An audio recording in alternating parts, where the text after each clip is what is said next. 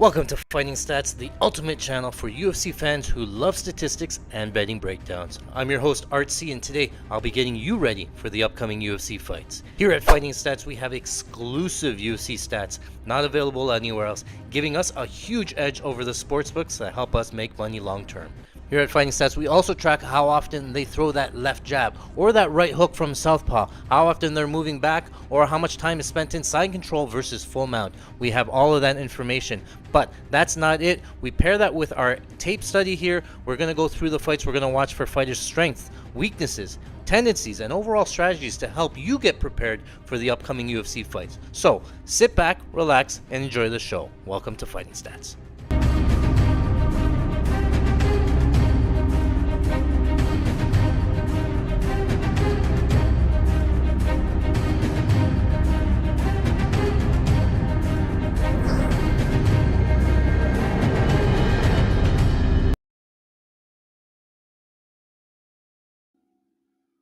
Welcome back to Fighting Stats. I'm your host, Artsy. We are watching UFC Nashville. Thank you very much for joining me on this Saturday evening.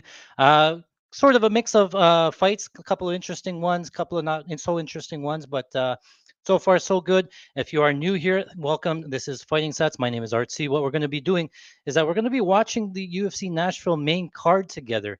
And what I'll be doing, I'll share my sort of analysis, my breakdown, some of my stats before the fight comes out.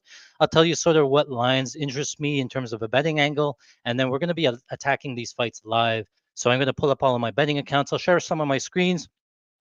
And if you're new to live betting, that's fine. I'll tell you what to bet. I'll tell you what to look for, and most importantly, I'll tell you when to bet it. So, we've been absolutely killing it this year for live betting. We're up over $50,000 live betting, just from live betting. That's not including any pre-fight bets. So, it's a huge edge to be able to live bet. So, if you stay with us, I'll tell you again what to look for, what sort of things catch my eye, and then I tell you what I'm betting, and then hopefully we can all make money together, beat the books, and get some of that money back. So again, welcome. Let me know in the chat if you're here. If you have any questions, feel free to let me know. I'm trying to get everything set up. We just finished watching the prelims. Let's take care of some housekeeping actually here. So let me. Oh, this one's not working. Hold on.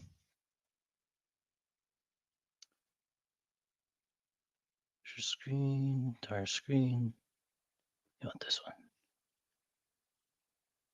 All right, boys. So I'll be sharing my screen here. What I'll do is I'm going to have FanDuel up and being able to live bet on FanDuel.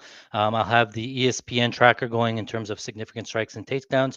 We do have a couple of takedowns and strike bets, so we do like to sort of keep an eye on it. Remember that ESPN stats are not official, but it gives us just a good idea of where the numbers are going to lie. I'm going to have a clock here in the counter. I'll have a red label and a blue label, picking the fighters there, and we'll watch the clock so you'll know exactly where I'm at in the fight. You don't, if you're behind, if you're ahead, sort of thing. And then as the rounds go on, I'll sort of score the rounds to keep track of how the rounds went in terms of what I thought and who I thought won the round. And then again, we'll watch the live lines, we'll track it together, and we'll make money together. So without further ado, let me just show you where we're at so far in the year. This is our UFC tracker here. These are all of our pre-fight bets. Okay, so again, everything that we play over at patreon.com, we track here in the massive spreadsheet. We break it down by event here, so you can see here we have the name of the event, a number of bets won, a number of bets lost, a total amount wagered for each one. So for UFC Nashville here, we have over $21,000 in bets. So far from the ones we graded, we're about down 1 unit, but still have a lot of card to go, not to worry. But this is your profit per event, right? You can see here, only 7 losing events in 2025. The rest were all profit. We have some massive wins in there, 26,000, 18,000, 38,000. Some massive overall wins there, right? And it's not just certain type of bets. I track straight bets, I track prop bets, the type of parlays, even same game parlays, right? We've hit a couple of big same game parlays, one for 27,000. Long shot parlays we play, it's either small losses or big wins. We'll hit a couple of long shot parlays. And then we'll also bet takedowns and strikes props. And this is what I wanted to show you here, our live betting record here. You can see only 4 losses so far in the year. One of them was for $4. The rest of them, we've been absolutely printing money live. You can see here where they were profitable in 8 of the last 8 events there. So we track everything here. Here's our live tracker for the year so far. Again, every live bet that we play, we track over here. You can see just steady profit. What other kind of line would you want to see instead of just completely going up there? So again, we're up about 45,090 units so far in live betting, up 36%. So we're killing it live. We're killing it pre-fight as well. So join for free today. There's a little QR code here on the side. You can join. I put out some free bets and analysis somewhere that I don't really post anywhere else. So sign up for that. Overall, our record 309 wins, 515 losses. We're up about $140,000 for the year. That's 278 units. We're going to push through that. I know by the end of the year, might get up to 300, 400. We're just having an absolute crazy year. Total ROI is pushing 39%. That's total amount wagered, considering we're only wagering 360,000. We're up 140. That's some crazy numbers. My unit size, for those are curious, my unit size tend to be about $500. And I rarely go above 3 to 4 units here. So you can see a lot of these unit sizes, 100 to 150 to 1500. Some of the bigger ones, right? It depends on the read, and you will see that I'll have a lot of losses. That's because I'm playing like long shot props. I'm playing value props. We had, what we had today? We had Lauren Murphy submission in round number 3. It was 100-1. And she had that guillotine. She had a standing guillotine. She was there. I play that bet all the time at 100-1. We're gonna lose it, but the 1 in 100 times that we win it, we're gonna get all that money back there. So just absolutely killing it with our bankroll tracker again here at Fighting Stats. If you don't know, we track exclusive UFC stats, not available anywhere else. We track how often the fighter moves forward, how often they move backwards.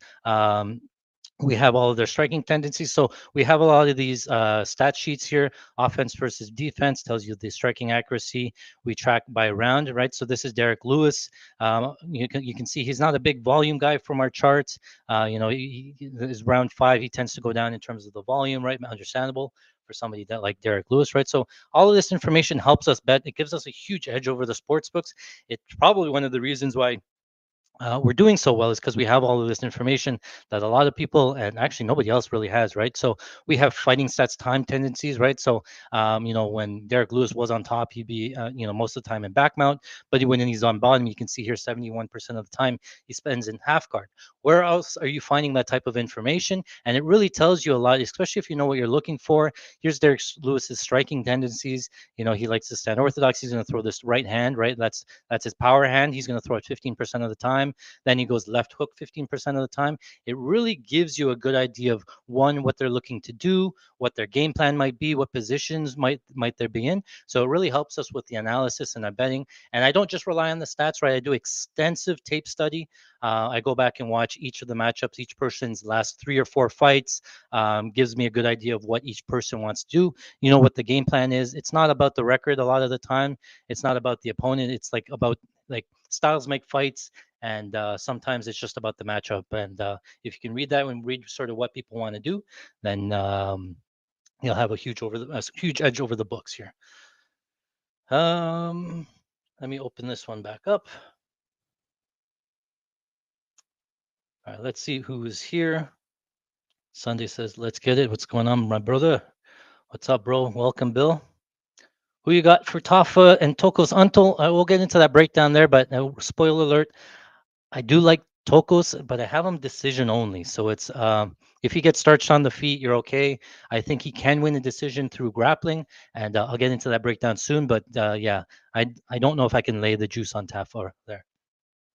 Another artsy live stream. I appreciate it, Cod, for joining me. It's been a while. Summer months with family and stuff. We're doing a lot of stuff, so it's hard to get away and do these. But I try to do them here and there. But what I do is for our Patreon members, we do have a live meeting. We do something similar to this where we're watching it, we're live betting together, and we're making money together. So again, that's one of the perks to our members there. So keep that in mind. I might not be always streaming on YouTube, but at least we're watching it as it goes. Kennedy fight goes the distance. That it did not. Great job. Yeah, he did not. Went for a heel hook. Got the 3 heel hooks in a row for Walter Walker. Oh, Braden says there. Here we go. Yeah, join our Patreon. He streams almost every UFC weekend. That is true. I do my best to make all of the shows help each other out. And again, we've been printing live betting because we watch it, we see what we're looking for, and then we go from there. All right, so he's looking at it. All right, TD ladder.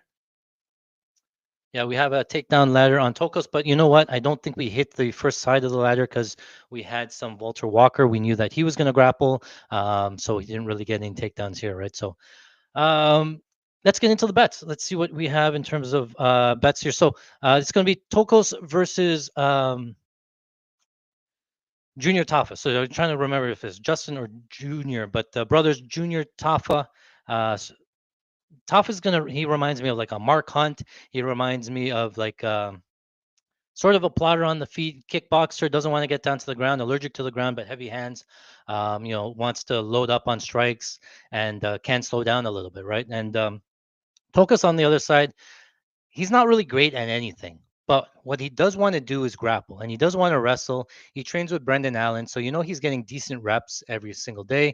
He's sort of gotten fed to the wolves in his UFC debut, right? He fought Umar Sy, who was like a -1,000 favorite. Who'll probably be ranked contender coming up.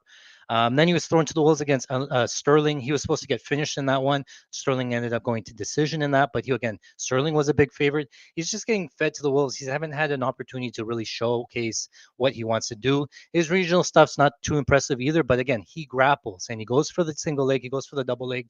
He can grapple and get you down to the ground. And that's Junior Tafa's like weakness. If there's anything it would be is his takedown defense. Once he gets taken down, it gets to a point if you watch some of his previous fights, DC Cormier is talking about it. Dominic Cruz is talking about it. They're talking about how bad Tafa's get up game is. He can't get up. It's basic. He should learn at least a basic get up. All Tafa's doing is holding him on the ground. So for me, I think obviously Tafa's going to be stronger in the fight, better striker, all that stuff. I get it. But as soon as Tokos can get a takedown, it's probably the round. So I'm going to take the minute winner here. I'm going to think that he tries to grapple. Why would you try to stand and fight with Tafa? And I think once he gets the takedown, then he probably wins. I could see him winning decision. So Tokos' decision is like plus 500, plus whatever. I think he can do it from top time. But Tafa's so bad on the ground that I wouldn't surprise me if he gets submitted either. Again, he's training with Brendan Allen. He probably has some like sneaky setups for some chokes and stuff like that. Wouldn't surprise me if he submits there, right? So could go a couple of ways. I like the Tokos decision only line that you can find that on DraftKings. You can find that on Sport Interaction. There's a couple of those type of props where it basically means that if anybody finishes each other, if it's KO or submission, the bet pushes. But if it goes to decision, you win the bet if Tokos wins a decision, and you only lose the bet if Justin Tafa wins a decision. Again, if Tafa gets his fight off and gets to fight the style of fight that he wants, he probably could finish Tafa on the feet or Tokos on the feet. But if he can't get it off and it goes to decision, it's a lot more likely that Tokos got his game plan off, he got his grappling off, and that's how it got to decision. So I like it. It was about pick a money or even plus money there. I like that's the way to attack the fight. You don't necessarily have to take a money line fight, money line side. You could also live bet this one. So, wouldn't surprise me if either Tokos gets the takedown early and then Tafa starts to gas, or Tafa starts to gas from going backwards and avoiding the grappling and slowing down. So, but again, Tafa used to fight at heavyweight. He's coming down. Probably his cardio is a little bit better. So I don't. I think it's more of a number for me. I took some early Tokos decision only. I lean that side. I think Tafa KO1 is not a bad look if you want like a good prop. Tafa round one plus 230. Tafa KO1 around that mark 240. Don't get greedy. Just take one round one in case he learns some kind of grappling. But and then you could probably arb off of Tafa after round one. So live line, I'll probably be looking for Tokos, but it kind of really depends on how the fight is going. Forgot my guys. Hold on. I gotta join the Patreon our meeting so that we have a live stream here. Let me just.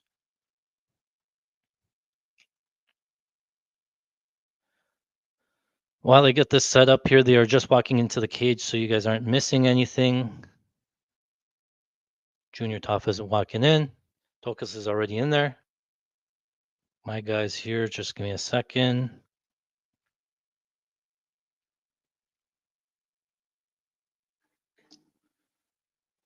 All right. Daniel says Tokos net plus 900 points, lay on top for 15 minutes. Yeah, I'm thinking it could be a lot of rinse and repeat. His takedown ladder is not a bad look because, again, I don't think he wants to stand with him. I think he wants to take him down quite a bit. Okay, hold on. I'm just joining this. Join in the browser.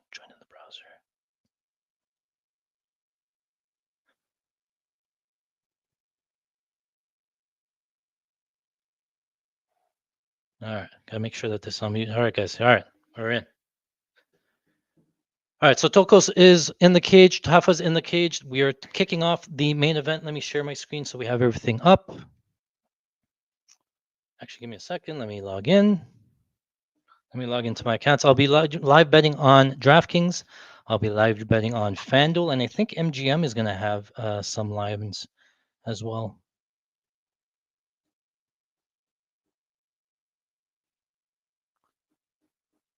All right, they're in the cage. They're getting ready. Okay, so I'm logged in. Oh, let's put, okay, so Tokos is the blue side. Tafa is the red side. Start the clock. You can see me, and we'll put up the tracker here. Where's the fight? What's up here? Live betting up here. Okay, making sure that I'm logged into all of my accounts.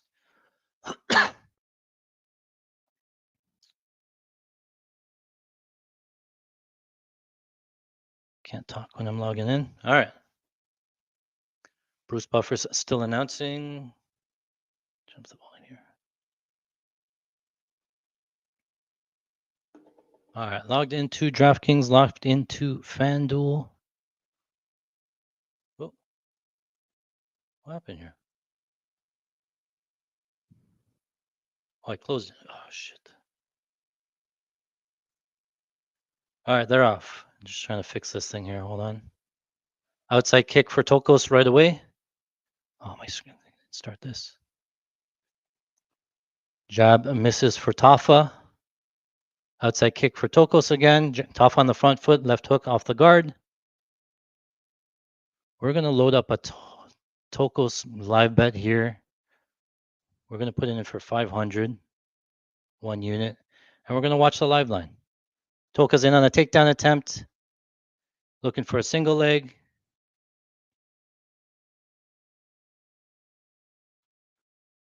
Couple of elbows. Tokos still looking for a high crotch single.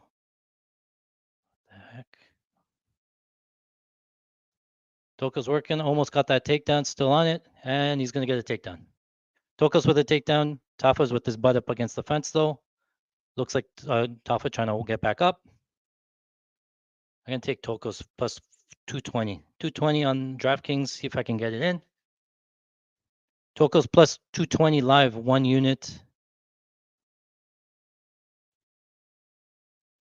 220 on DraftKings. So now we'll try to look at arbing off a little bit here, right? So Toko's going to become a big. He's still controlling him on the top. He has his legs locked together.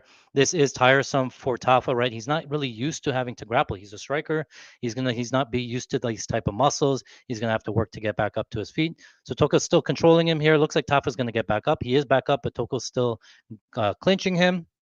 Toko's back to a single leg. Oh, big Travis Brown. Elbows here for Tafa again. Oh, big elbows for Tafa. Toko's working on a single leg again. Gets another takedown. Look at the heavy breathing from Tafa here. That was 2 takedowns. He worked hard to get back up, and then he got taken right back down.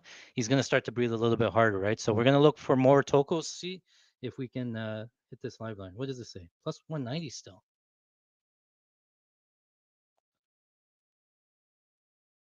We want to make sure that Tokos is winning the round. Another takedown for Tokos. That's probably 3. We should have laddered his takedowns again. If Walker doesn't get that heel hook. Oh, Tafa with the choke. Tafa with the choke on the front. He has to address it. Yeah, he's out. More elbows here from Tafa. More big elbows from Tafa. Now it comes down to a point where like he hasn't done anything with these takedowns. And there's another big takedown. Oh, here's Tokos. He's going to start going off. Plus 130 live. Tafa getting back up to his feet again. Tokos controlling, trying to get one hook in, gets one hook. Trying to pull his legs from butt from off of the fence. Tokos posturing up a little bit, landing a couple of strikes. Tokos on the neck.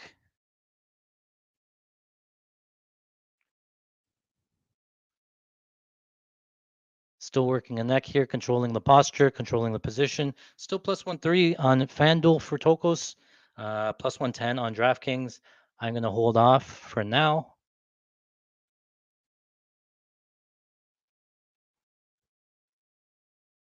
This is probably the best start for Tokos. Honestly, this is part of his game. A lot of like working up and down for Tafa, up, down for Tafa. Tokos on the back here, one hook in. Tafa has the fence to help him prevent the other hook from getting in. Oh, Toka's going to be a little bit high. Toka's going to fall off the back. No, he moves Tafa. He's going to keep the back. Toka's still on the back. He's trying to get that left hook in. Oh, now he's okay. No, go body triangle. Tafa on the neck, working on a choke. Go body triangle. Oh, he's too big. He's too big. The guys are too big to go body triangle on this size. He doesn't have the legs to do it. Toko's on the back looking for a choke. So this is a Toko's round, right? And then we got what, 230, 220 on Toko. So we could look to Arboff on Junior Tafa now. He's plus 100. There you're locking in. Oh, Tokos is in mount. The line's probably going to get worse before it gets better. Tafa, wait on Tafa if you're going to Arboff. Tafa might get to plus 300. Toko's landing some big shots here. Going back to the neck, who has one hook in. Oh, I'm sharing the screen. All right. Oh, I can't. In on the back here, Toka's still working on choke. That's a 10-second clapper. Oh, Tafa turns into him. 3 seconds left. Big shots here from Tafa on top. And then the buzzer goes. Mouth open for Tafa walking back to his corner.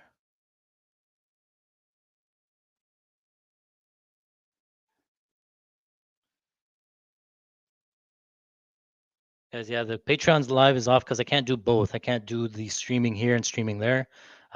So I have to leave it up this way. You'll have the audio though in real time. So what do you guys? Okay, so I thought that Tokos won that round still. I have him up one round.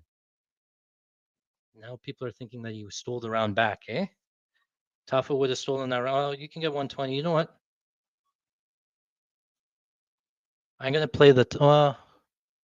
Yeah, I'm gonna take Tafa plus 120. I'm gonna lock in some profit. Oh, it's under review.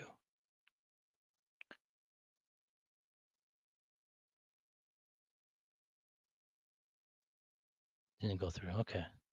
Gonna try to get some 104 here. So I got 220 Tokos, 1 unit, and then now I got 1 unit on Tafa plus 104. So now we're free rolling on Tokos money line live. Right away. Tafa starts out with the right hand, front kick there from Tokos. Oh, big overhand right there for Tafa lands. Oh, big uppercut for Tafa. Tafa has him rocked. Tafa's on the back. Toko's trying to grab a single leg. Tafa's on the back, loading up some strikes. He's rolling. Granby roll from Tafa. He's back up. Tafa's standing over him. Tokos has to stand back up. So we arbed off live. Outside low kick there from Tokos. Uppercut. Here comes another one. 2 just misses for Tafa. Step in there for Tokos. Tokos in on a takedown attempt again. Big elbows here from Tafa. Tokos gets another takedown. Big breaths here from Tafa. You think he might punch himself out. Junior Tafa takes some 450 on FanDuel. DraftKings 450 on Tokos. He's on the back right now. Minus 154, it's off. I think he's up around. I think he could be up 2 rounds. I think Tafa's gonna like he not blew his load, but he was very aggressive with some of the takedowns there. I think Toka's gonna try to hold him here a little bit. And because we have not a lot, but we have Tokos decision only, I'm going to be looking to get some Tafa plus money as well again. But Tafa is going to be grasping for air. 3:30 left in round number 2. Tokos, we're still working on some. Yeah, Tafa's flat on his back again.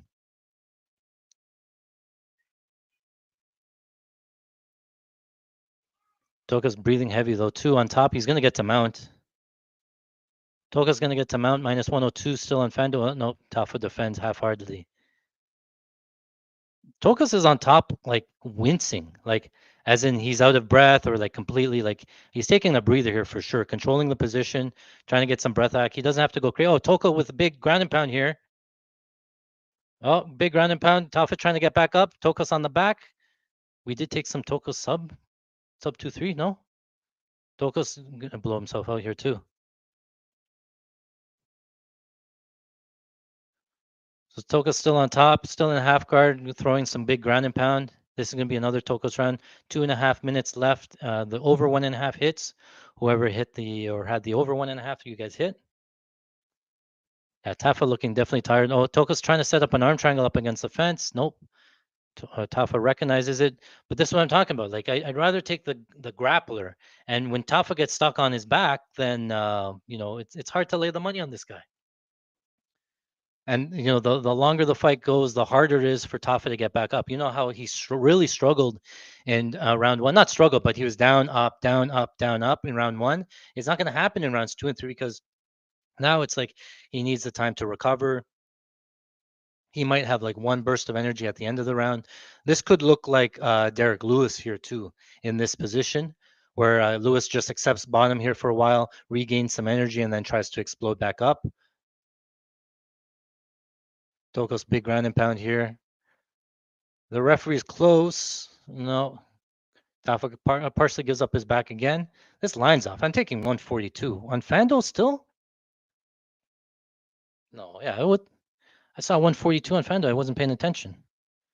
500, minus 500 on DraftKings. So if you took some Tokos plus 220, you're laughing. Now you could start to think about arbing off if you haven't. Tokos on top, has him flattened out again. Tafa looks like he wants to take a nap. Heavy position. I don't think Tokos looks like full mount is there. Oh, he's setting up an arm triangle. Setting up an arm triangle. Tokos setting up an arm triangle. I took some submission 2-3. I took some submission 2-3. It's getting deep. I took some submission. He's off the side. He's off the opposite side. Oh, tap. Tokos submission round 2. Let's go. I think I was on. Who else was on Tokos? Tokos submission round 2, boys. Let's cash that one. We had some. What do we have? I gotta take a look. But we had some sub 2. We had some Tokos. Fucking we didn't take down. We should play those takedowns straight, but DraftKings just cooks my account so much. Tokos decision loses. Decision only pushes. So that was pretty big. Was curious to see. Oh, and then we got 220 on the live line too. Curious to see what the scorecards was. I think it was 2-0. Well, at least 1-0. And then you got off to the side, man. What a play there. Tanner says, bam, sub 1, sub round 2 gets it. Yeah, I thought it was going to come later 2-3, so we both hit on the Tokos submission. Not many people on the Tokos side this week. Tafa looks gas. That's what it is. His weakness has always been his ground game and his inability to get back up, get back to his feet. Apparently, like Tokos is not very good at all, and still took him down, controlled him, and eventually submitted him. So tells you how big of a grappling hole Junior Tafa has, right? So the line was off for me. You got to take the grappler in a striker versus grappler matchup. Way more past the victory, right? But it did look, dicey there for a little bit. Tafa was landing some big shots. Could have gone that way, but I'm glad Tokos the underdog hits. And we did we do a money line? Normally we do money line main card parlay, and I would have taken Tokos in that. How did you guys do in the chat? Let me know who's here, what's going on. Welcome everybody. Just checking some messages. We're good there.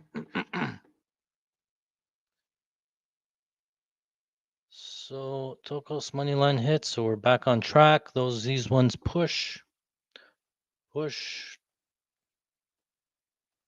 Oh, we have a Tokos submission long shot parlay. That's nice. Wonder Boy decision, Tokos submission, and Calvin Cater decision. So $64 pays 20K. Tokos decision loss. That one's a loss. We'll shoot some of these long shots at some points.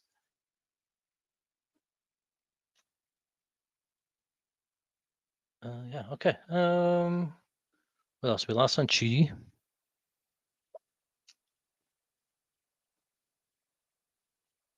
All right. You guys are making money live already. Thank you, Tokos, for the live spot.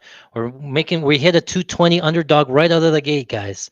First live stream hitting plus 220 underdogs, and we unfortunately, but fortunately, I would do it all the time. We arbed off. We would free roll, but we still got the Tokos money line. We got him sub. We got all that, so we get some money back there. Just wanted to go through the recap of the card. You guys, what happened in the first and where we were in my thoughts here. Let's go back here.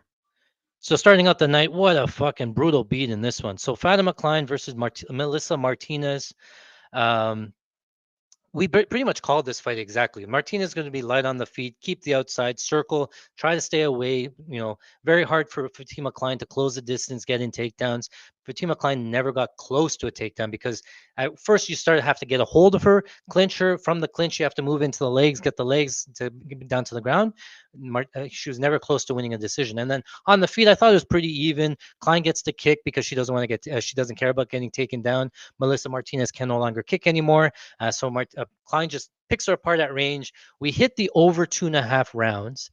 And then all of a sudden, Klein throws a head kick out of nowhere and KOs her with 2 minutes left to go. We had fight goes to decision and ended up losing that one. So pretty bad beat there. We hit the over 2.5 and then lost. The fight doesn't go. If my limits were a little bit higher, I would have taken a little bit more on those. But nonetheless, we lose that one. We pushed in that Fatima Klein one. Mitch Ramirez, Mike Davis. That one, we didn't have anything pre-fight on that one. I was a little bit hesitant on Mike Davis. I thought that Mike Davis was better everywhere. I thought that he could win by knockout, by submission, or decision. So I didn't want to have to pick one of the three and then be wrong. And you can't really take the money line at minus 750. I was hoping we could get in live. So that's what we did. We tried to watch that fight live. Mike Davis gets the back. He's very close to getting a submission. A lot of my members had Mike Davis submission. I feel bad for that because it was very close. He had the rear naked choke very close. Doesn't end up getting it. And then round two, he starts to slow down. He starts looking awkward. He's like, that you could really start to see the tide turning. Ramirez starts coming back. Ramirez goes from a plus 1,000 underdog to plus 150 underdog in round two. And I was like, oh man, he's starting to cook him. Mike Davis starting to fade. Mike Davis has been dealing with some health injuries. So he took a half unit shot on Ramirez, but then Mike Davis comes back. He throws a jumping knee, finishes Ramirez in round number two. But, that's what it is. That's okay. And then in the next fight there, Walter Walker Kennedy, I knew was somewhat similar to this fight. It was grappler versus striker. I don't know why I didn't take Walker money line. I did think that it came down to the takedown defense. I watched some extra tape on Kennedy. He did show some good hips. He throws some Travis Brown elbows. And Walker can slow down. So I was like, you know what? I'm going to play some goes to decision. I knew the heel hook was live. I tried to look it up. The last time Walter Walker fought, we hit heel hook at 50-1. And so when he fought this time, I said, let's go back. Let me go see what the odds are now. And now heel hook was plus 700. So he went from 50-1 on heel hook to plus 700. His submission line only was plus 700. So why would you take heel hook again? I was like, there's no way he can go 3 in a row. I think I'm going to go fight goes. We're getting a decent price there. And what does he do? He drops the position. He had the back and he went for the heel hooks, 3 heel hooks in a row. Never recall anything close to that, let alone 3 in a row. I don't think anybody has 3 heel hooks, let alone in a row. So it becomes very interesting his next couple of fights because with the heel hook is a very dangerous position. He had the back, and then he gave up the position, put himself on the back, and then grabbed the leg. If he doesn't get that heel, he's going to be on bottom where the top guy can just rain down ground and pound and strikes like that. So very interesting dynamic coming up. We want to keep that in the back of our head for next time he fights, because we might get a good price on like decision because he gets top time because he's just keeps pulling guard and trying to go on to heel hooks, things like that. So, or you just have to play heel hook, but then again, the odds are probably juiced now. The Moira Murphy fight, we pretty much called to a T as well. I figured that Moira was going to strike here, avoid some of the ground. I thought that Lauren Murphy looked pretty slow in a lot of her striking. Moira would have a big striking advantage, and but Lauren Murphy took some big damage in the Jessica Andrade fight. So you figure if she can withstand Andrade for 3 rounds, she probably can stand Moira for 3 rounds. And Lauren Murphy never been submitted, so we had Moira to win by decision in that. We did play some Lauren Murphy submission round 3 because again, it's that's the way she wins, is coming on late. Moira started to slow down. We got very close to hitting 100-1 there, but we ended up cashing the decision, right? But so the reads are there, just the bounces sometimes go the other way. You're not expecting. The Chidi one was, this one was a bad read on my part, I guess. We did say that Chidi was going to be on the outside, work his kicks, to have the volume, work in the clinch, but Jake Matthews got the takedown right away, jumped the back, and eventually got the rear naked choke submission for round number 1. So Chidi ends up getting finished by submission there. So, and then this Chris Curtis fight was pretty interesting. That one going to a split decision. I do think that we have some Curtis decision somewhere, but I couldn't lay the Chris Curtis money line pre-fight. It was minus 350-ish. I knew it was going to be a close fight, a lot of staring, a lot of back and forth. I thought that Chris Curtis would win, but he was a minus 350 favorite, and he barely squeaked it out. I thought the fight could go either way. So we did get some Chris Curtis money line live at minus pick'em, I think, plus 100. And then we got back on Max Griffin live as well into rounds 2 and 3 as a big underdog. So I think we cashed some money there, at least broke even on the Chris Curtis side. And again, we have some submission somewhere. We just have to see what that ends up with. And then the Junior Tafa one we just fought. So again, most of the reads have been on. We're going to go to the Morgan Charrière fight. Nate Landwehr, Nate the Train. Keep this one up here. Morgan Charrière. Let me bring up our stat sheet here. Let me show you some of what we're working with while they're conversing here. Morgan Charrière, this one's a little bit back. Hold on.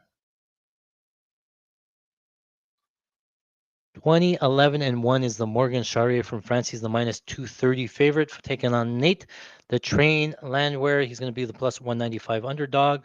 Charrière. Yeah, this one's outdated a little bit. So here are our striking numbers here for Morgan Charrière. Head accuracy at 43% head strike accuracy. You can see he's mainly a distance striker. Actually, hold on. Where's this thing here? Take that off. All right, so he's mainly a distance striker. 85% of his strikes are from a distance, 7% on the ground, 7% in the clinch. He does go to the head at 79% of the time at a 43% head strike accuracy, pretty good accuracy. Goes to the body at 14% of the time at 92% accuracy. And then he does work in some leg kicks at 7% of the time, 75% accuracy. He will work in the wrestling as well. He has attempted 4 takedowns. 4 of them have been successful. Overall 57% takedown defense. I don't know if he grapples here. He could if he wanted to. So I do think that that's in play here. On defense, his head strike defense not great. He is kind of hittable. 37% head strike defense, 41% body strike defense, 66% leg strike defense. Right, his takedown defense pretty good. He's only allowed 2 takedowns on 12 attempts. Right.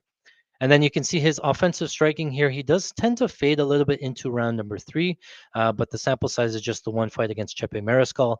Mariscal does put in, good pace. So you can see his output for rounds 2 and 3, about 17 to 18 strikes landed in round number 1.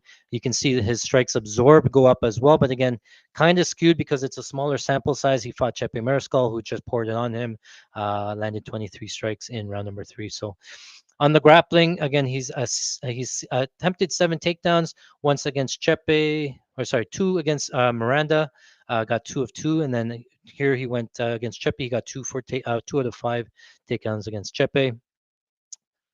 Takedown defense, he saw 6 takedowns against Chepe, defended all of them but 1, 2 in round 2, and then he defended 4 takedowns against Miranda. So I don't think Nate the Train grapples here much. I do think that he tries to keep it on the feet, that he has the power on the feet, tries to KO you on the feet sort of thing. And then this one isn't updated. So that's the Charrière side. Let me just pull up the Nate Landwehr side just for here. You know, now we're getting on the older end there, right at the tail end of his career. Head strike actually is up pretty good at 42%. Head strike defense also pretty bad at 42%, right? So we saw that both guys have similar head strike accuracy, but the head strike defense a little bit shaded to the Morgan Charrière having better lines. So Landwehr has attempted 12 takedowns in his UFC career, got only 5 of them. Has in takedowns defense, he's seen 27 takedowns attempted. 7 of them have been successful. And then you can see the pressure here in the Nate Landwehr. He actually does pick up as the rounds go on. So keep an eye on that. We might try to hit some Nate Landwehr. I'm breaking down the wrong fight. What's going on? All right, so this is this was the breakdown for the Landwehr fight. Let me bring that out because I see Austin Lane walking out. Let me go to those ones there. I won't go into the breakdown. I'll just quickly break it down here. Why did I think that was next? Oh, because ESPN juked me. Oh, it's up here. Vitor Petrino versus Austin Lane. Petrino, okay, so things you need to know. Petrino coming up to heavyweight for this fight.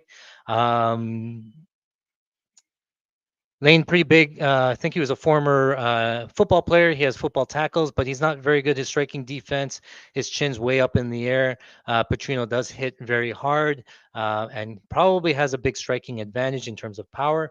But Petrino has been knocked out in this last fight there, so sometimes they come out a little bit tentative.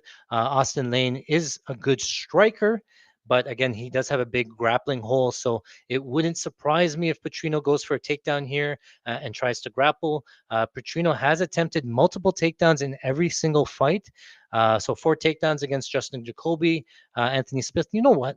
Before I talk about, let me get back into here. Hold on. I'm going to try to play some Petrino submission. Now that I'm talking about it a little bit more, he's attempted multiple takedowns. Austin Lane doesn't have really good bottom game. Petrino has attempted a couple of submissions. He does go to the arm triangle quite a bit. What is Petrino's submission? Let's going to play that a little bit more. Plus 600. We're going to stab that here. Method of victory, Vitor Petrino submission. Open it up. Let's throw in $200, which is like 0.4 units. Going to be unofficial because we're doing it on stream, but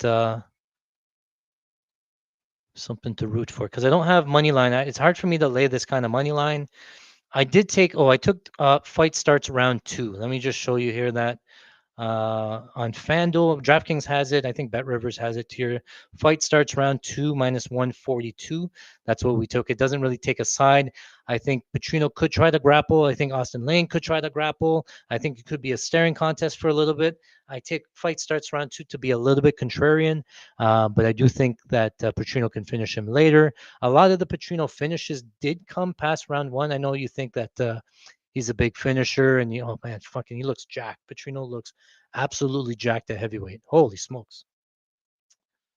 So yeah, look at Victor Petrino has a round 2 KO against Modestas Bukalkas, round 3 submission against Martin Praknio. Anton Turkola he went to decision with. So he seems like a big guy, throws with big power, but somehow these fights are going. So I'm taking a shot on fight starts round 2. Petrino looks absolutely massive out there. What is Vitor Petrino KO round 1? Let me just see because that has to be live. Method of victory. Petrino round 1 plus 130 is not enough. KO minus 210. See, he's a big favorite, so minus 210 by KO. Like you see a big guy and KO 1. See, I just don't like the price. I think this happens. I think this is live at plus 175, but I'd rather take Petrino submission at plus 600 and get the whole fight than plus 175 on a Petrino KO 1 that he doesn't really have any of. So it's sort of a numbers thing, but if I had to pick, Petrino round 1 KO doesn't surprise me at all. Looks like Lane's in the blue, so we're gonna put Lane in the blue. Petrino's gonna be in the red. And then we're logged in here. Make sure that I'm logged in there.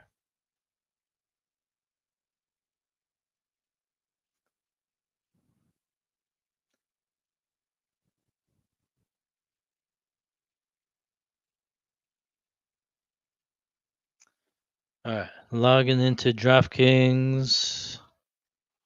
Move this guy over here. Yeah, so we'll see if we can get in live on this one. I do favor Petrino's cardio over Lane's. Kind of depends on how the fight goes. If Petrino gets the takedown, then he probably runs away with it, and the line never comes back. I'm not really looking to live bet that, but the takedown, the odds could come down if Lane is like circling the outside and he's not really shooting. You know, it's a lot of low volume. It's possible that you get Petrino like minus 300 ish. If it gets to that position with nothing happening, I'm going to take Petrino live around minus 300. So I'll let you know when that happens. But again, just what I'm looking for, sort of the game plan in your mind in terms of what's going to happen. And then when it does happen, you can't be afraid to shoot. So okay, so I'm logged in there. Let me move this. Oh, I shouldn't have moved that. It's okay.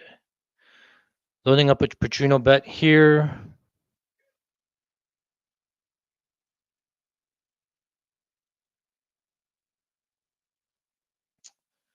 Petrino bet here.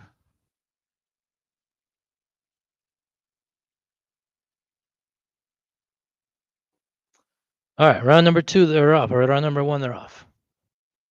Started a little bit slow, but it's all going to be Orthodox versus Orthodox. Lane circling to the right a little bit. Flashes a low kick for Lane. Petrino moves backwards. Staring contest so far. This is great for our fight starts round 2. Keep it up. Keep going. Lane with a head fake. Does nothing. Again, nobody has thrown a single strike. Oh, Petrino lands outside low kick. That was a hard outside. Look at the difference in leg span on these guys. I don't think Austin Lane can take a lot of those leg kicks. So keep an eye on the Petrino line. Keep an eye on the leg kicks. He's already landed one. That was the only strike so far is one leg kick. My clock and the screen clock is behind about 5 seconds. So just keep that in mind. So again, Lane circling on the outside. This is great for our fight starts round 2. Keep it up. More circling. More. You guys lots of time. You guys don't have to force it. Outside low kick for Petrino. Lane comes back with a kick. Oh, catches the kick. Petrino on the back. Lane's on the bottom. Petrino's on top. Petrino's looking for an arm triangle. I think he's in half guard. Look, Petrino's going to get to mount. Petrino's in mount already. Let's see what he does. As he postures up, he could get the rear naked choke here.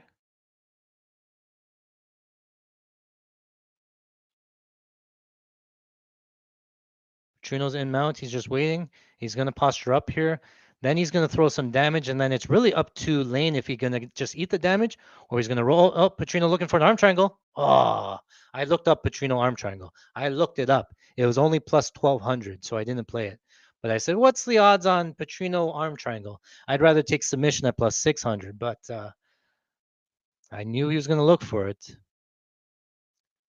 Live line minus 1450 on DraftKings, minus 1850. Yeah, the live line's gone. We're never going to get it back.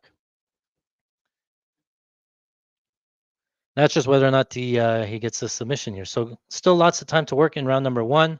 He's setting up an arm triangle. Kimura. Oh, looks like he might get it. Oh, he lost it. Oh, looked like an Americana or something, man. Oh, looks like he's trying to set up this arm triangle again. You can see him going under the armpit and trying to raise his arm up.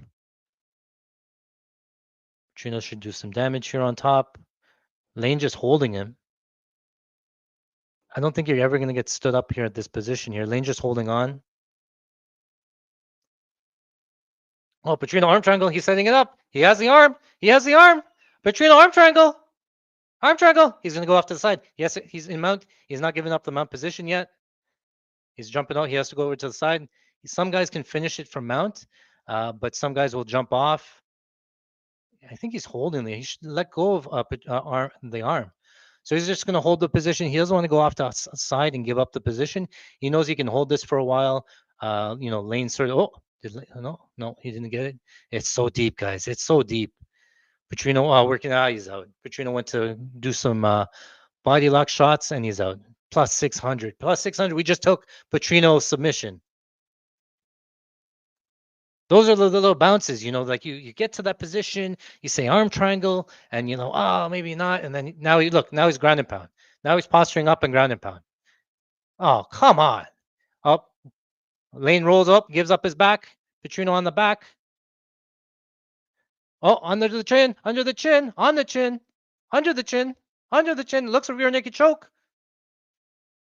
Both hooks in for Petrino. No, he's on the chin. You can't tell with the beard, but he's on the chin. He could squeeze. Lane close. He's too close to tapping. He's close to tapping. His face is going purple. His face is going purple. Purple tap. Petrino submission. Plus 600. I got to give it up. Marco, buddy. Good call on that one. Petrino submission. Bang, boys. Let's go. We didn't have anything other than last minute. We took it on stream. We had some Petrino sub 2-3 KOs. No, I don't know what we had. So Petrino comes in as the big favorite. He gets to the rear naked choke. Good thing we didn't play arm triangle. Plus 1200, huh? Look, see, it's ground and pound. Big shots from Petrino on top. Yeah, then Lane gives up the back. And then once he gives up the back, it's, will he get the choke? So very nice work for Vitor Petrino, winning by submission. We do not hit the starts round 2, unfortunately.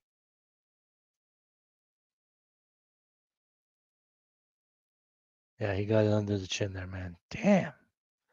Fight starts round 2. It could have got there. It was getting there, but it didn't. So unfortunately, we lose that one on our pre-fight plays. But on stream, man, we're killing it now on stream. Let me know in the comments, or give me a thumbs up, subscribe. So anytime I do these streams, I try to do them streams, and then you'll get notified if we come out there.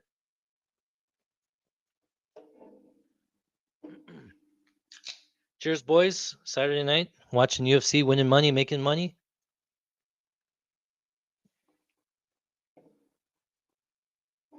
What?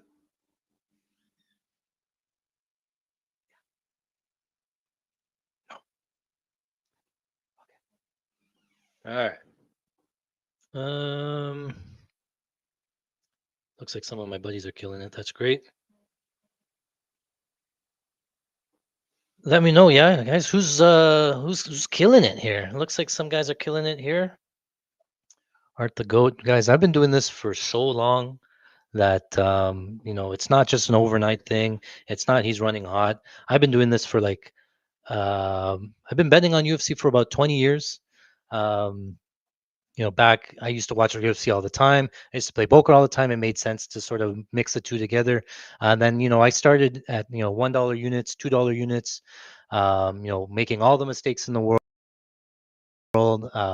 Betting on both sides, betting on 18 different parlays for $1, right? That's what you want to do when you're first starting out. You want to win big. It's not about the grind and stuff like that, right? So, you lose, you learn, you lose, you learn. But at least my unit size at that point, couple of bucks, was sort of paid the price to admission to sort of learn how to bet, how to win money. Right. And only after a year at a certain level. So I would do $2 units for a while. If I could win for a year, I'd move up to 5 and then move up to 10. 15, 20, 25, 50, all the way up to $500 units.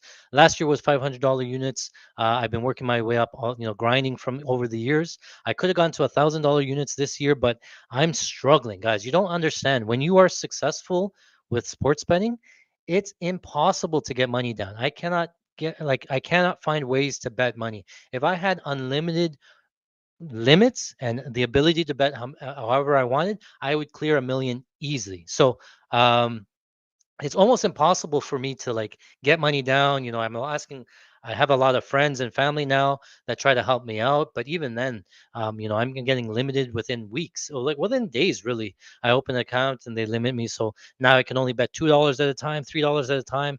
Almost impossible to win money. So I got to start moving and looking for other accounts and whatever. They're trying to retire me basically. I can, if you can't have an account, how do you get money? How do you make money? So it's been a struggle. I didn't go up to 1,000 this year because again, I knew how hard it was to get money down on a prop, right?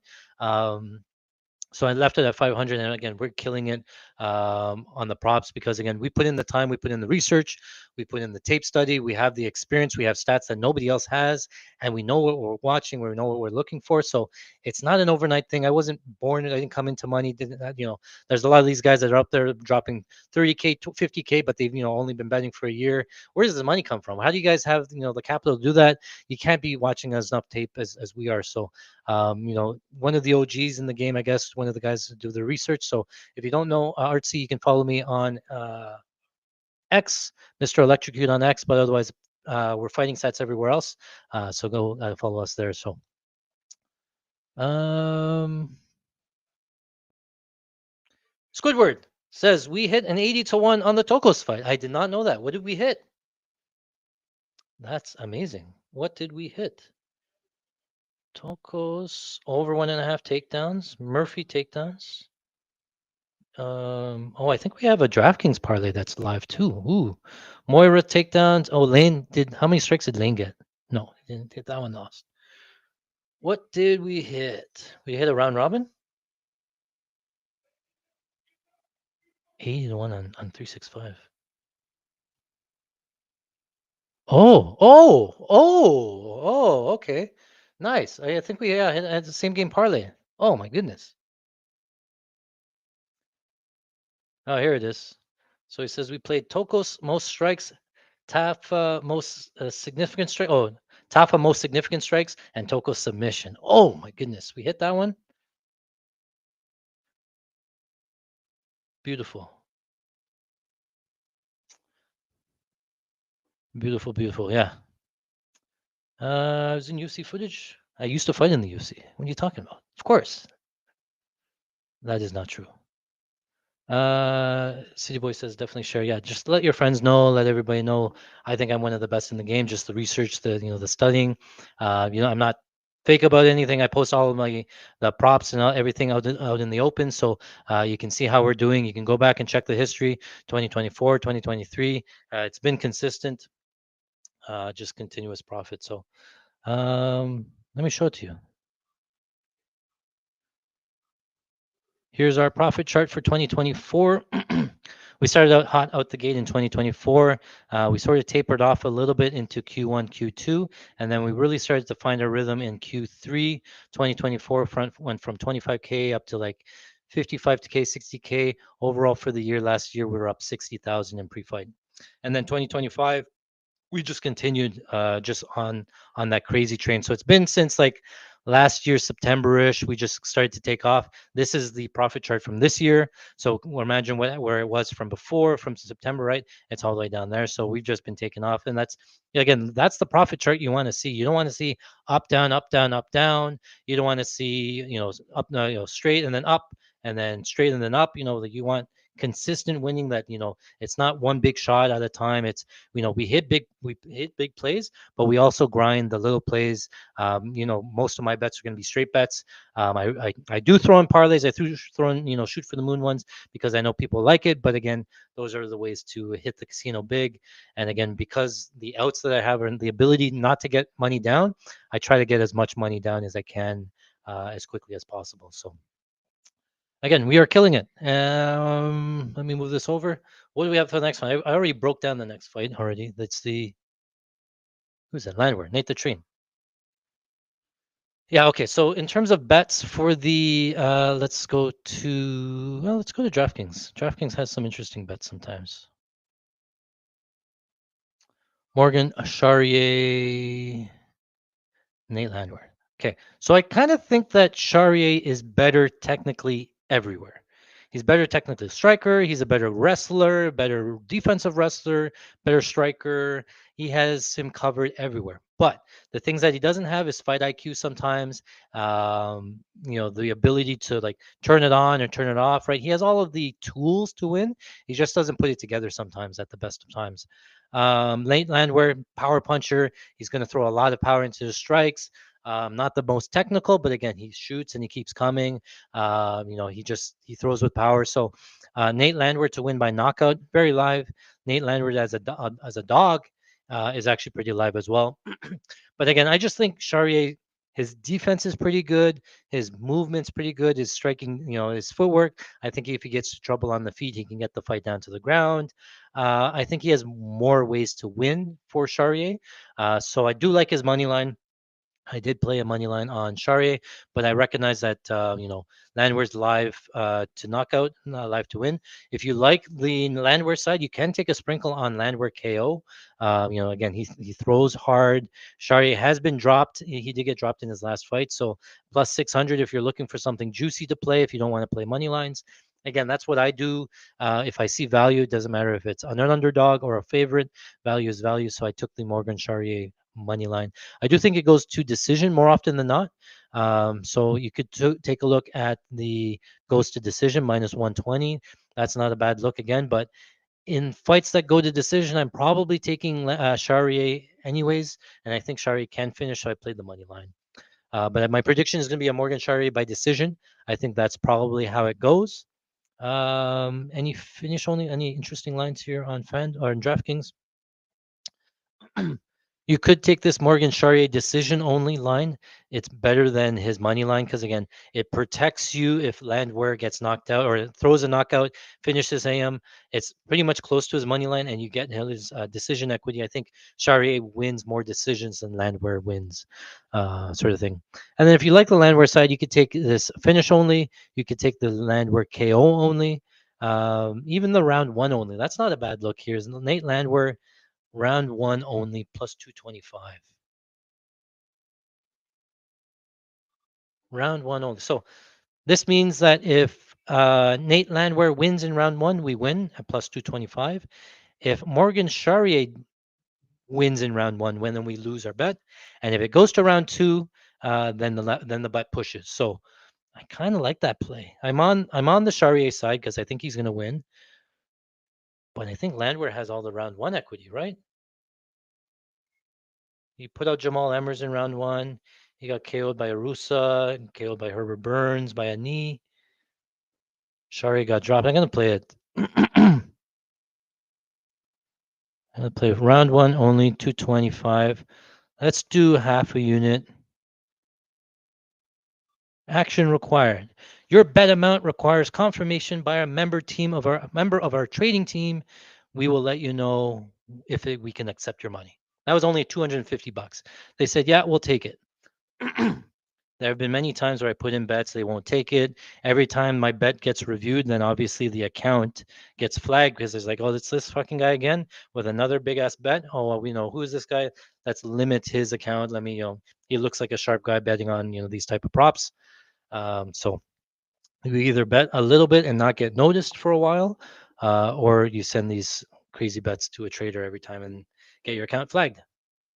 So good luck to everybody else. In terms of props here, let me just show you while we have it up. They're still walking in. I messed up my keyboard.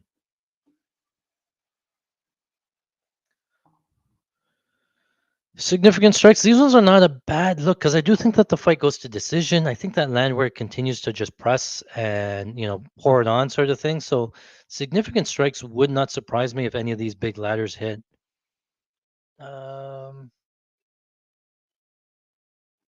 Let me see, because I didn't take it, but I think we're a little bit late. So yeah, Landwehr's been outstruck in 3 of the last 3 fights. Couple of quick finishes, round 3. No, he only landed 25 strikes against Oh Choi. I'm gonna leave it. Takedowns landed. I think we have some Landwehr under takedowns. I think we have this in a parlay under half. I don't think Landwehr grapples here at all. I don't know if he gets Charrière down if he wants to. Where again, they think that Charrière will grapple. They think that he gets at least two takedowns. So if he's going to get two takedowns, he probably wins the fight. It just tells you you can sort of get an idea of, where the books or who the books think are going to win based on some of these strike props and takedown props. Um, it's not a bad one either. Nate Landwehr KO3. 28-1. I thought it would be a little bit higher. What is it on FanDuel?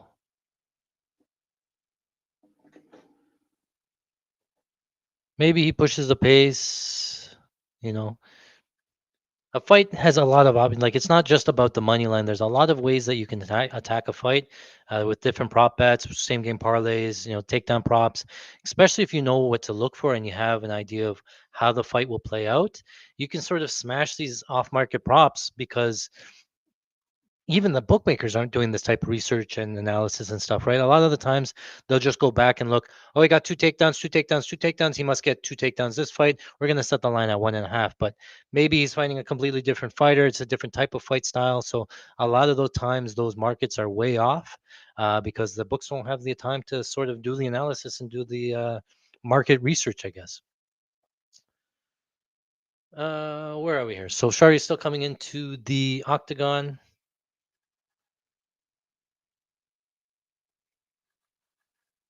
You can place bets in casino. Oh yeah, I try that. I try to pull up the casino every so often. I'm really like literally trying to break even, right? So look at me, I'm gambling, and then try to break even, and it looks like oh maybe we should keep this guy around a little bit longer, but yeah. I'm also VIP in a lot of the books, although a lot of them have limited me now, and VIP really doesn't get you anything. So yeah, the official bet I put. Well, I don't know. I can't make it official on stream, I guess, but it's going to be Nate Landwehr round one only. We have Morgan Charrière money line, but I think if anybody wins in round one, it's probably going to be Landwehr. All right, so we're going to move this over. This one's up. Charrière going to be in the blue corner. Charrière, Landwehr. Let me see.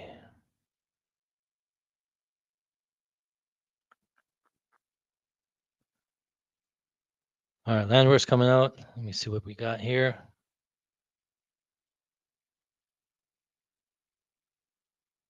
Da-da.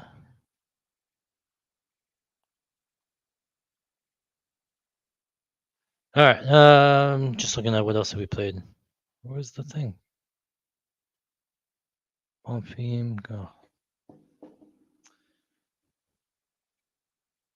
Landwehr coming out in the prep point here. Thinking about that 80-1 same game parlay, man. That's crazy. Been hitting those like crazy too.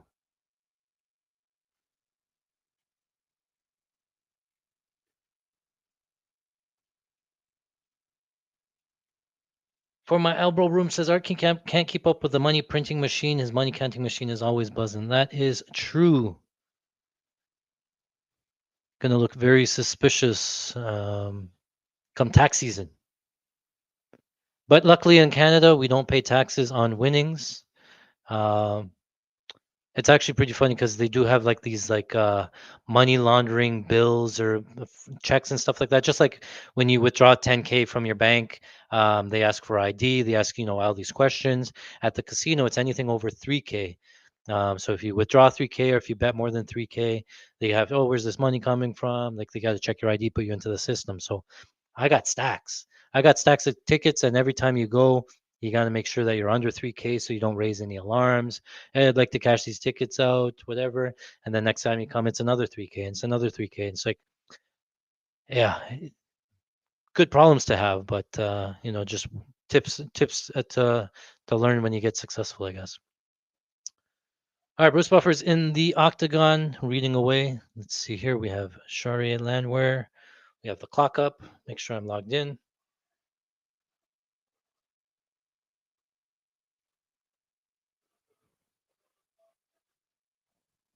Okay.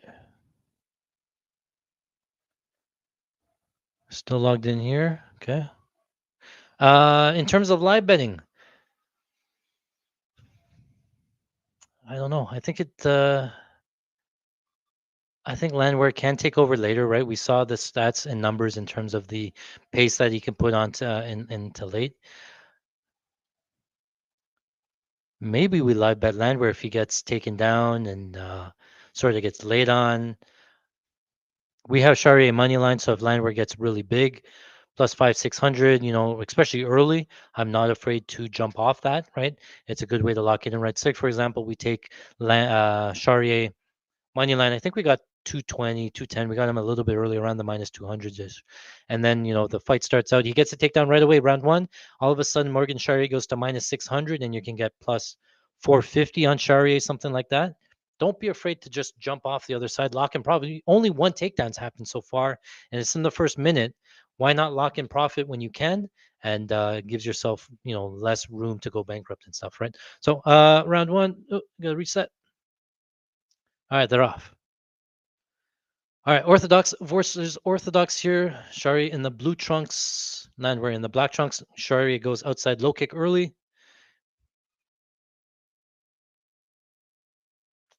Another outside low kick. Those one Landwehr does not like those.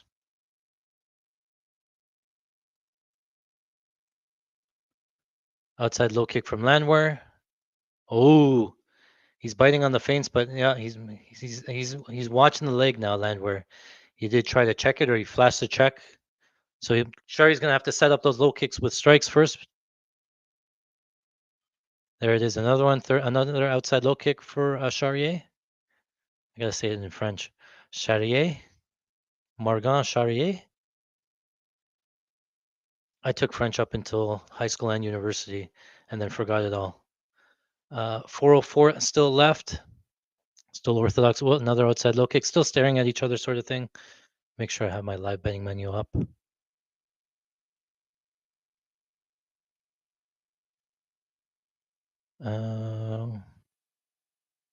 We're gonna watch the Landwehr side. We're gonna load up a Landwehr just in case anything big happens.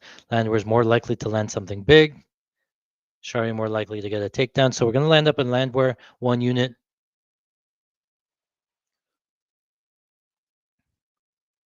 3.5 to go in round one. Another outside low kick, but I'm not liking, Shari has been banking these low kicks early. Yeah, the lead leg of Landwehr is looking pretty red already. Well, we got to watch if he switches stances. So right now he fights orthodox. He usually fights orthodox. If he fights southpaw, it tells us that his leg is mangled and he'll have to switch stances. So only takes a couple more leg kicks for to Landwehr to start going to that side. You can already see him lifting up the lead leg anytime just Morgan flashes hips.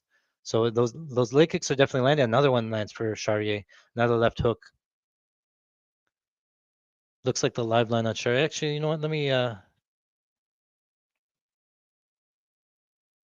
Shari's doing the right thing so far, so we're going to keep watching it. We do have the money line, so we're okay with letting the line go. I don't need to add any more just yet. But again, the Landwehr line coming up. Okay, so we'll leave it at Landwehr territory plus 250. Still 2.5 left to go in the round, so still anybody's round. Nice jab from Charrière lands.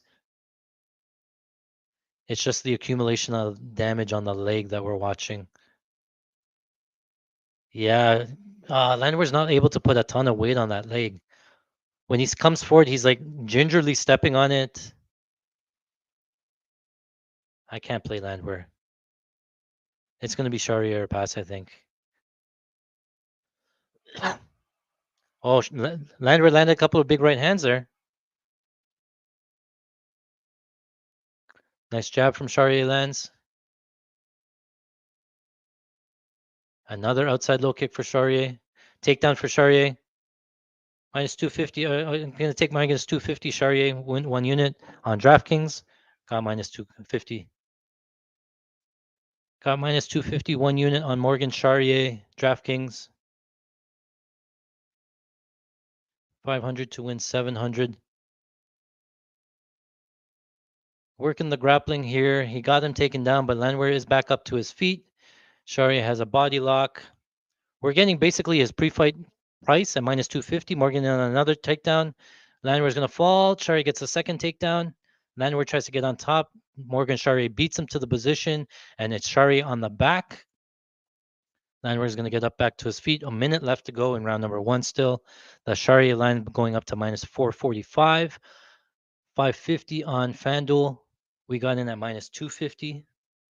And Landwehr's already starting to breathe from the mouth there. So I'm not looking to live bet Landwehr here. It's going to be Charrière pass. Just, again, he had a ton of power. His legs kind of beat up. Charrière's going to be up 1 round. And he's working on some grappling. Charrière's in on another takedown here. Working a takedown. Landwehr defending. Front choke from Landwehr. Charrière has to bail. Goes down to his knees. Going to be about 20 seconds left in round number 1. Minus 270 still on DraftKings. I'm going to hit that again. Charrière minus 270 for 1 unit.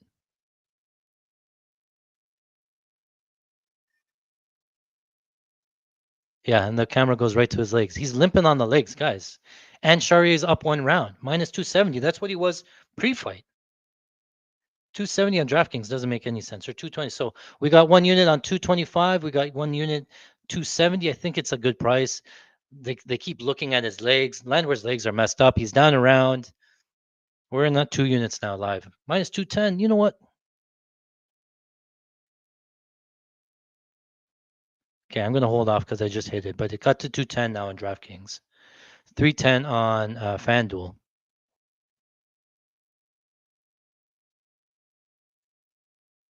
I don't get the. I guess maybe 210 minus 210. All right, I hit it again, minus 210. The line keeps going the other way. I got to play it. I got Morgan Charrière minus 210. That's 3 units total. The line just keeps getting better. I got to press it. They keep looking at the leg. He's up around.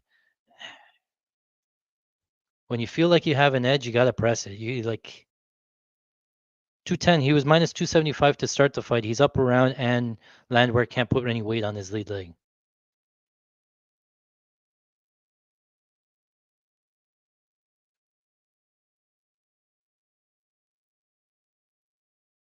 All right. Oh, round 2. Shit. I'm about 15 seconds behind. I thought Charrière won that round, so I'm going to put round 1 here for Charrière. You know what? Now that we have... Oh, Charrière landing some big shots here. Nice jab there from Charrière. 1-2 there for Landwehr. This line's coming back in again. Oh, nice right hand there from Landwehr. Still 210 on DraftKings.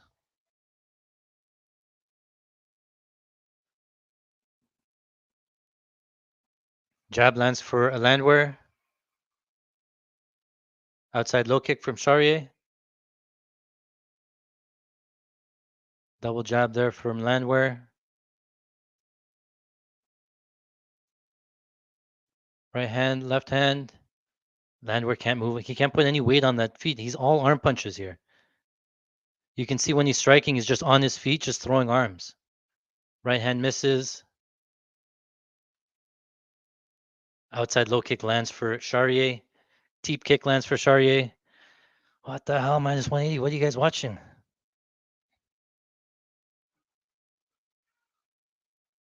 I don't know what happened. The referee started. Landwehr loaded up on a big right hand miss. Our round 1 only bet pushes, so just for the record. Minus 180 still on DraftKings. Oh, right hand lands for Charrière. Jab lands for Landwehr. Kick lands for Landwehr. This round is close so far, but still anyone's round. Still 3 minutes left. 3:05. Morgan, went back to leg kick, missed. Minus 154. Charrière. Right hand lands for Landwehr.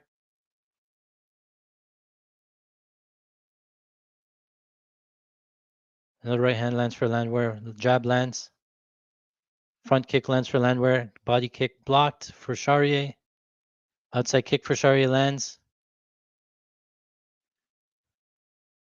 Still more than 2.5 left in round number 2. 2.5, yeah, halfway through the fight. Nice jab from Charrière lands. Minus 130, guys. What the hell? Am I retarded? Isn't that from a movie? Minus 130.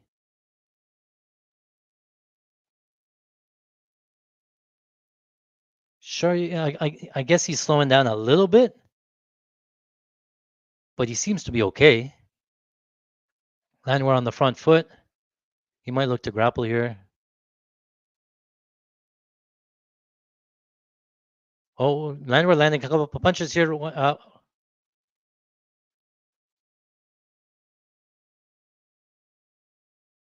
Outside kick there from Charrière. Right hand lands for Charrière.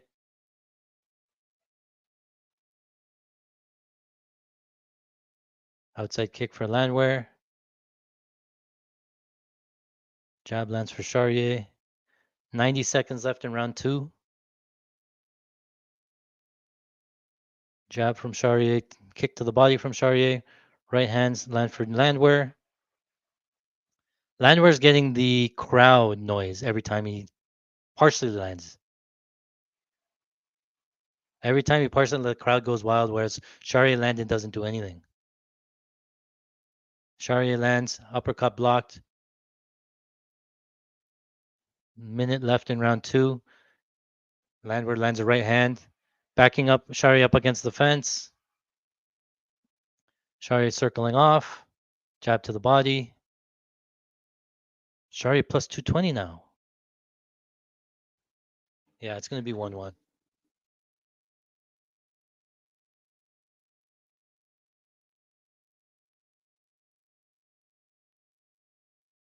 Nice jab there from Landwehr.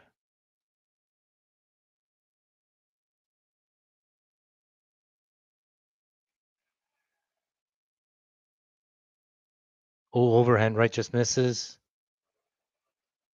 18 seconds.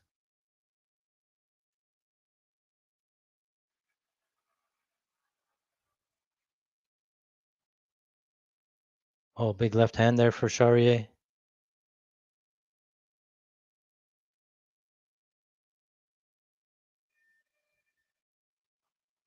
Ooh, all right. I do think it's 1-1 going into round number 3. Looks like the lines have flipped now. Charrière is plus 220. So we're 3 units deep on Charrière now, so we're not going to touch that side, obviously. A couple of big breaths from Charrière, and we did see in the stats that Landwehr does pick up into round 3. We should have played some of that Landwehr KO3, man, now that I'm thinking about it.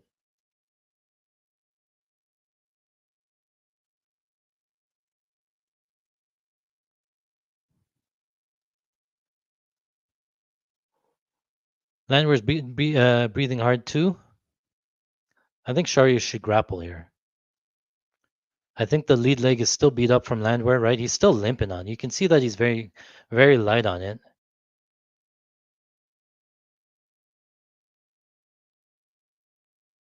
He has the crowd behind him. He's going to go nuts. Now's the time to level change, Charrière. You know he's going to come out and throw a big overhand, right? Round number 3.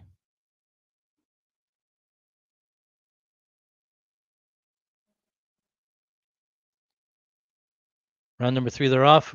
Oh, Landwehr already with the strikes.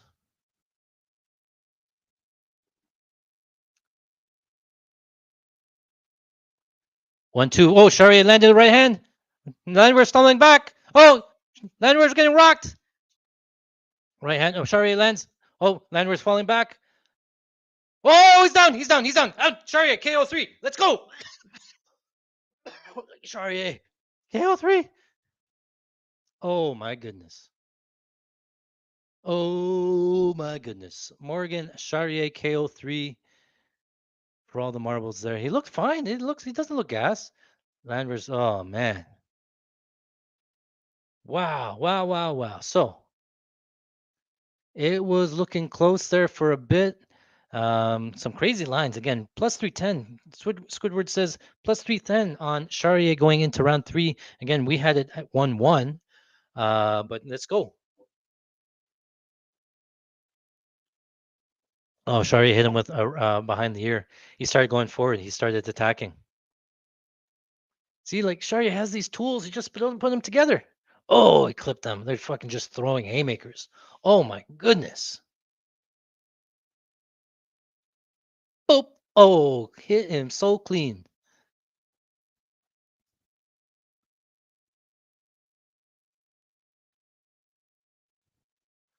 For my elbow says KO3. Let's effing go. Animal. Animals. Ivan hits the Charrière. He said he was in on it live with me, and he hit it. Good job, buddy. So big win there. Shari, especially on that live line. We're fucking crushing this stream. We were 3 units deep multiple times.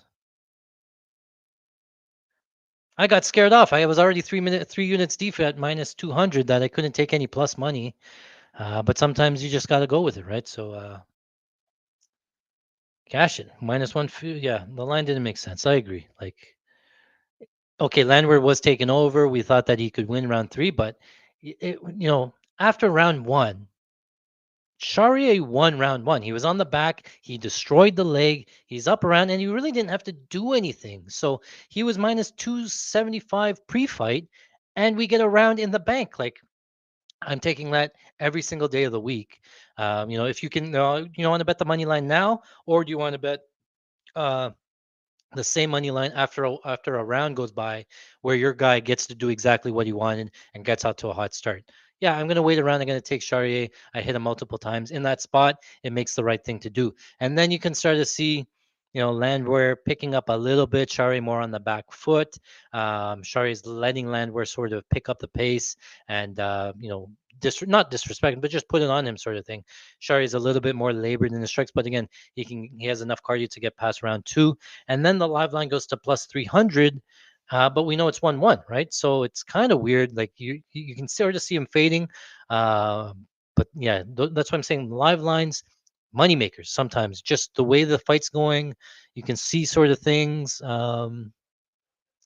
Very very interesting to attack it live. So God says live sniper. I post everything. Everybody, no believers. Plus 220 was value. Yes, it was. All right, so we hit Charrière on the money line. That was good because getting worried there for a little bit. Uh, win there. And then we had Charrière more significant strikes. That's going to be close. He could have got like 20 or so. Let's see here. Charrière had 42. Oh, I mean, he loses it here on ESPN.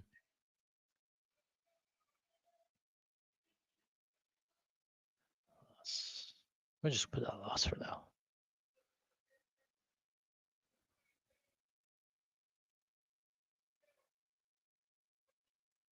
Brody says, "Holy crap! Went from losing night to a winning night with a live betting subscribe today, and already paying for itself." It's really not. It's less than $1 a day, guys, and you get all of the pre-fight analysis. You get all of our bets that were up a ridiculous amount of money. We hit parlays every single week. We just hit an 80-1 parlay today. You can see from the analysis that we know what we're talking about. So we do these live streams. I don't do it as much detail on the weekends and stuff, but at very least, we have it together. We call out the live bets, and we just crush it together. So feel free to join, get access to everything, but you'll get some stuff. And then otherwise, again, name me one better follow there. Breeden says, my ass was puckered. Yep, definitely getting a little dicey there, but in the end, good relief and a nice win there. Lane loses. Okay, so the Calvin Kattar fight is next, I assume. Calvin Kattar, Steve Garcia. Let's break this fight down. Okay, let me start here with the Kattar side.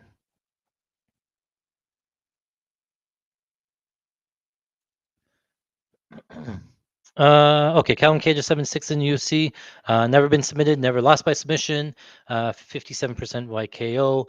When he does lose, majority of the time that he's losing is a decision. He's very durable, so keep that in mind there, right? Striking defense, he's going to be a distance striker. He's going to be pretty much a boxer at the distance 93% of the time, and he goes to the head at 88% of the time. So big headhunter boxer type fighter. He will throw in some kicks. What does he have here? Oh, it's too big there. But again, mostly head, 35% head strike accuracy, 35% head strike defense. Takedown defense has seen a decent amount of takedowns. I don't think he tries to grapple. Here's attempted 17 takedowns in the UFC. 5 of them have been successful, so he's not a big grappler. If he wants to have his way, he's going to be striking on the feet there. And because of that, people have tried to take him down. But his takedown defense is actually pretty good here.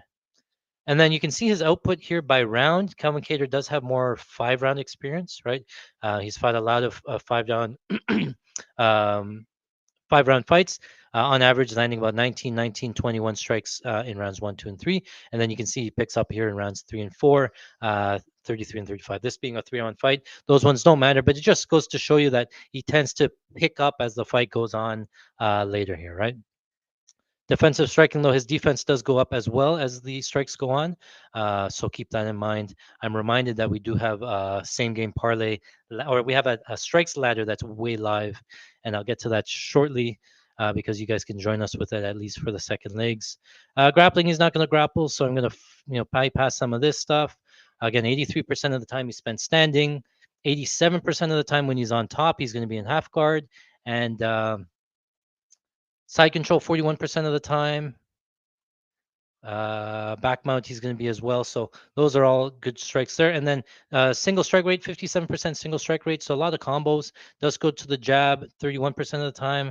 I got to look at what that is there. The 2 at 8% of the time. Got to look at some of those. But in this fight, though, actually, let me just show you some of the striking numbers here, right? So, fights Aljamain Sterling. That one, a lot of grappling in that fight, so he didn't get a lot of striking numbers off. Arnold Allen, he took some big shots against Arnold Allen. And then he broke his leg in round 2. Josh Emmett, who's one of the heaviest hitters in the division, he went to decision with Josh Emmett in a 5-round fight. Giga Chikadze, decorated kickboxer, went 5 rounds with Giga Chikadze. Max Holloway put like a beating of a lifetime on Calvin Kattar. I think it was like 50-41 type of the fight where every round was a 10-8 round for Max Holloway. Just shows you how durable this guy is, right? He's fighting these like top of the division. Giga, Max Holloway, Josh Emmett, none of these, Arnold Allen, they couldn't put him away. Now Steve Garcia comes in as like this heavy hitter. He's beaten a couple of guys by first round knockout, but they're not on the level of Calvin Kattar, right? So let's look at the Garcia side. Right, he fights Kyle Nelson. Kyle Nelson, not the greatest either, right? Look at it. Okay, so let me show you Steve Garcia, right? We saw distance striker for Kattar. 52% of the strikes landed by Garcia are on the ground. He does love the ground and pound, so once he does get you down, he rains the ground and pound down, but he doesn't grapple too often, right? He has 7 attempted takedowns. 4 of them have been successful. You can see here the output from Steve Garcia tends to go down as the rounds go on. Again, he does have a couple of a lot of early finishes. Kyle Nelson, Siwoo Choi, Costa was a 2-round fight here. Shailen Nurmagomedov, right? So he hasn't really fought a striker like Calvin Kattar before, whereas Calvin Kattar has definitely fought power strikers like Steven Garcia here. So I kind of like Calvin Kattar. If you think that he's not washed, then I think Calvin Kattar is going to be the better technical striker, the better technical boxer. Steve Garcia is wild, right? He throws a lot of power into his strikes. He tries to get you knocked down. He has a bunch of first-round finishes, but the more technical striker tends to win against chaos, right? So chaos is good. If you're going to take Steve Garcia, I think it's going to be by knockout. But again, Kattar's never been dropped. He's never been finished early. So if that's most of Garcia's win equity, then I sort of favor Kattar to win a decision here. I think that he can outvolume him. I think he can take him into deep waters, work the boxing. What does Steve Garcia look like into the later rounds when Kattar hasn't gone away and he hasn't died yet, right? So a couple of lines that I like on DraftKings. Let me go over to DraftKings because they have some lines here. I like the Calvin Kattar decision only I got good plus money on it. I don't know what it is now because I didn't look. Calvin Kattar decision only plus 105. If the fight, if Steve Garcia wins by first round knockout like he has been, then the bet pushes. It doesn't go to decision. You get your money back, right? Steve Garcia has the last 5 fights, all of them ending by knockout. So he has 5 knockouts in a row. He's coming into the fight. Take Calvin Kattar, win decision only. If he gets knocked out, then the bet pushes. If he doesn't get knocked out and the fight goes to decision, you win the bet if Calvin Kattar wins a decision. You only lose the bet if Steve Garcia wins a decision. Now, a Steve Garcia decision is live. I'm not going to say it's not live. It's minus 140 for a reason. Steve Garcia decision comes from multiple knockdowns or big strikes or big moments on the feet where he has him rocked. Kattar's doing his old dance a little bit when he gets rocked. But for the most part, Calvin Kattar is pretty durable, right? He's taken some big shots. So that's how Steve Garcia wins a decision. I think that Calvin Kattar is better on the feet. He can move around on the feet, stick and move a little bit, win a decision. I don't think he has, a crazy amount of power on the feet. So yeah, Steve Garcia decision is live. Steve Garcia finish only. If you like the Garcia side, play the finish only. It's minus 160. It's better than the money line. If Calvin Kattar does win, it's probably by decision. So you take Steve Garcia finish only, or you take Calvin Kattar decision only. Those are the ways to play him rather than taking the money line and losing. The other way is I wanted to show you is the props here. We have a big parlay here with Steve Garcia and his significant strikes. So we will be looking for this fight to extend. We will be looking for Steve Garcia to land significant strikes. Now, let me show you the thought process here. Because this is where the analysis comes up and you can't just look at game log. Okay. So so the line's at 42.5 for Steve Garcia. Okay. His significant strike total. Let me show you this. This is UFC stats. Steve Garcia, 42.5, right, for Steve Garcia. Now, let me zoom in here. Nope, can't zoom in. 22 significant strikes against Nelson, 15 against Choi, 29 against Costa, 17 against Nurmagomedov, 29 against Hooper. He's never gone over 45.5 strikes in his whole UFC career. But somehow the books know they're going to set it at 45.5 strikes. Doesn't make sense. He only averages like 16 strikes, right? So I think the books know that Kattar's going to be pretty durable. He's not going to go away, but they have to set the line kind of low. And so in these fights, right? Look, he's landing 22 significant strikes for Garcia, and that fight ended in round number 1. He landed 15 significant strikes against Cho, and it was a 90 seconds long. If you take a look at the fights where there's not a lot of grappling, so say for example this Garcia fight, he landed 29 strikes against Costa. This fight was all grappling. He landed 29 significant strikes, and it still ended in round number 2.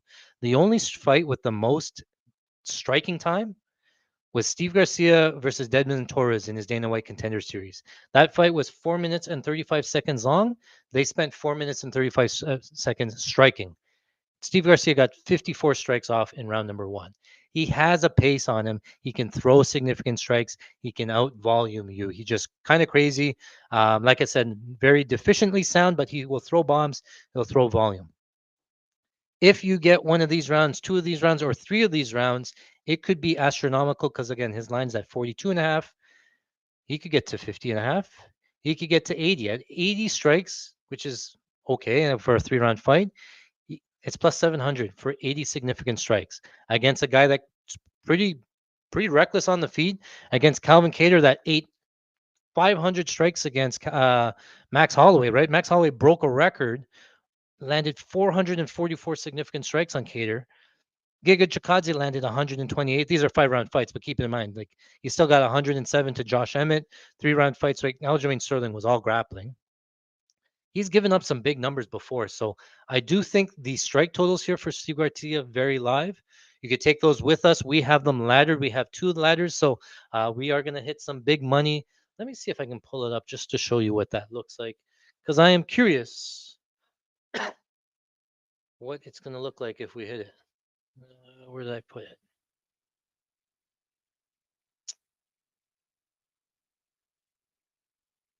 All right.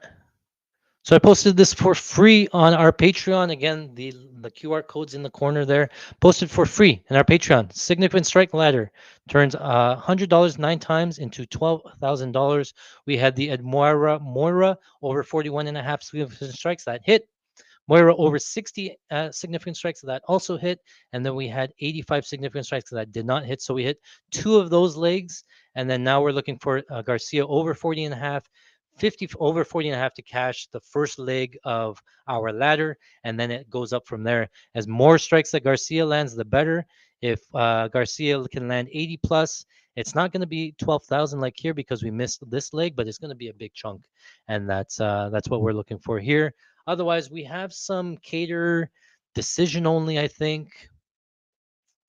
Um, yeah, cater decision only.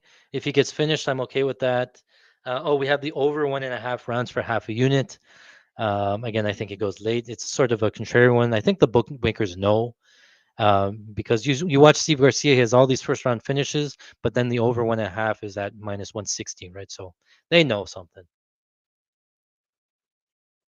Garcia decision is very live. What is that? Where's my beer? Winning methods. Steve Garcia decision plus 330.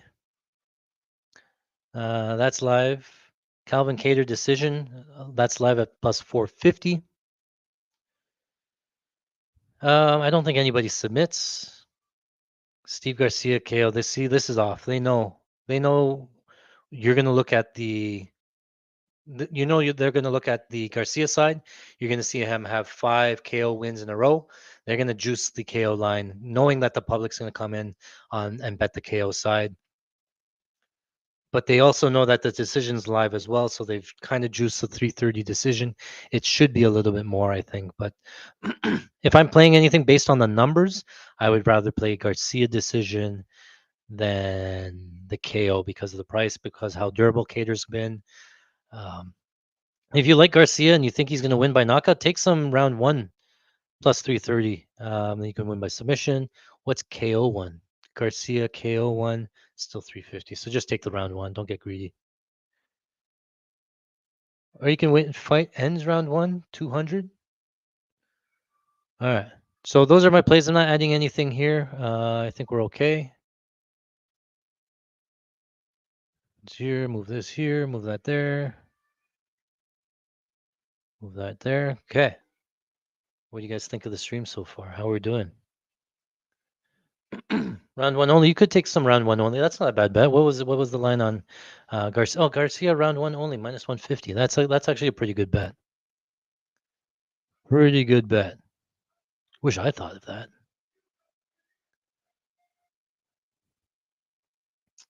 Okay. I'm going to be loading up a Calvin Cater bet here. I think that he has the more ability to pour it on late. I think that he can weather the early storm.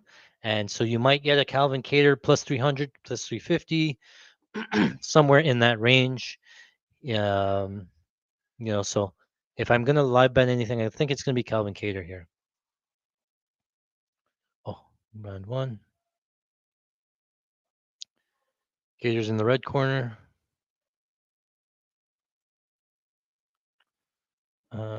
Garcia.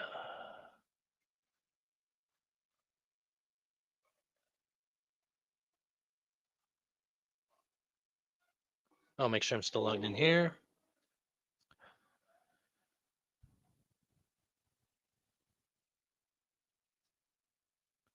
I also got to live or update the live betting because we've been crushing live betting today too. Another one. All right, round number one.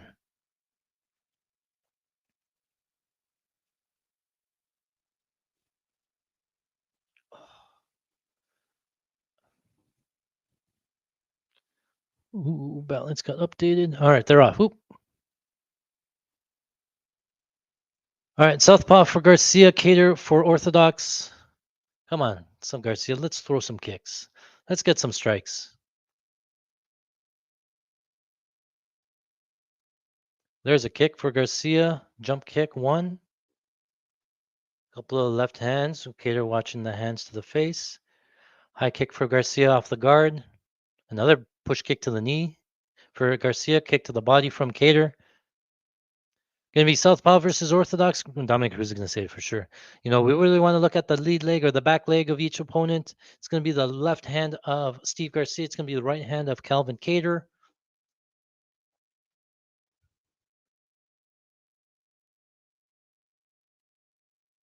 Cater's along the outside like we thought he would be. Stick and move.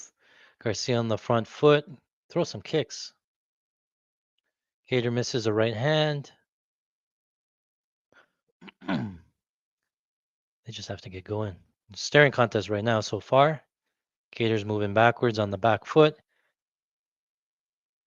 Steve Garcia partially landed a jab. 343 left in round 1. What is the live line here?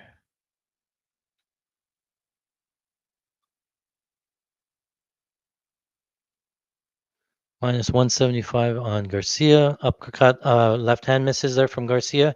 Kick to the body from Garcia. Kick to the body. Oh, knee from Cater falls backwards, back onto his feet. He's okay. Going to load up a Cater bet just in case, but we're going to watch the bet. I'm only going to play it if it balloons up or if I see something that's pretty obvious. Jab lands for Garcia. Spin for Garcia, no strike. No, left hand lands for Garcia. Another left hand, left uppercut. More strikes. Nice jab there from Garcia. Kick to the body from Garcia.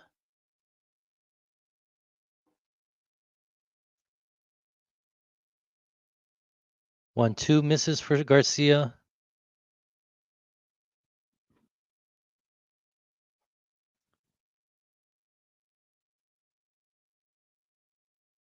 $225 left in round number 1. Oh, big overhand misses there for Cater. Garcia landed a couple of strikes. Uppercut lands for Garcia. Yeah, so I imagine Cater getting up to plus 300 at the end of round number 1. Garcia should have been a favorite to win round 1, I think.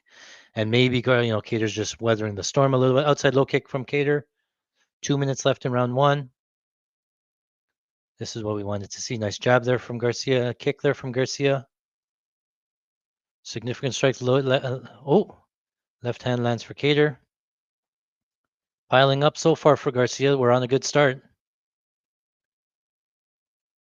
Cater has to go into zombie mode where he just fucking starts eating shots.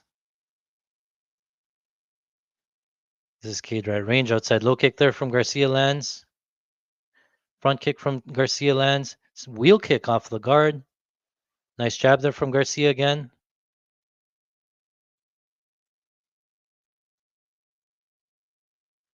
Inside low kick from Garcia. Those low kicks are money, man, for our strike totals. Right hook there from Garcia. 340 now for Cater, right? Exactly what we thought it would be. Push kick there from Garcia. Another push kick there from Garcia. High kick there from Garcia. Left hand misses. Oh, Cater landed an elbow. Right hand there from Cater. If it gets to plus 500, I got to play some Cater. 340, I'm probably going to play some Cater anyway. I think it can get higher. Do you want to wait one more? 340. Does it get 450? Do we get 450? 340 on FanDuel too, so I don't need to rush it. The round's not over. He's going to lose the round, right? Garcia's going to win the round. 310 coming down on FanDuel. I'm going to take half unit. Half unit, 340 on DraftKings for Calvin Cater. We pretty much said that this is how the fight would go. I think we're going to find a good arb spot into the later rounds. 340 Calvin Cater, half a unit. I didn't go full unit. But I pretty much said that it would go that way, right? Garcia's going to win the round 1. He'll get Cater plus, good plus money. And then I think Cater's going to start coming back into rounds 2. And then at that point, you can get Garcia, keep an eye on the Garcia line. If he gets to plus 100, you take him and sort of free roll on Cater. Then we clean up. Where are we at significant strikes? Ooh, ESPN has 26 significant strikes after round one. Officially, it's going to be on UFC stats, but they're not going to have them out yet. So we're going to track the unofficial number here. Cheers, boys, to making money.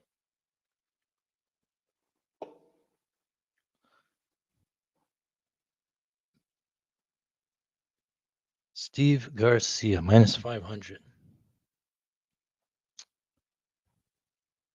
So yeah, I'm going to load up a Garcia line. Ideally, if you bet one side on one book, try to bet the other side on the other book. So I'm going to load up a FanDuel here. I'm going to load up a unit. Well, I have half a unit at plus 3 something, 350 or whatever, right? So I can bet a whole unit here and free roll both sides here if the line comes down. Oh, round two, they're off. Oops. Garcia on the front foot again. Garcia won that round.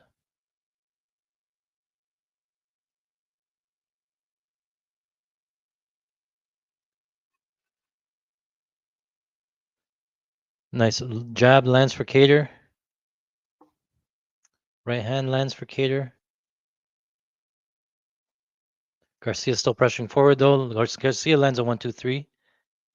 Front kick.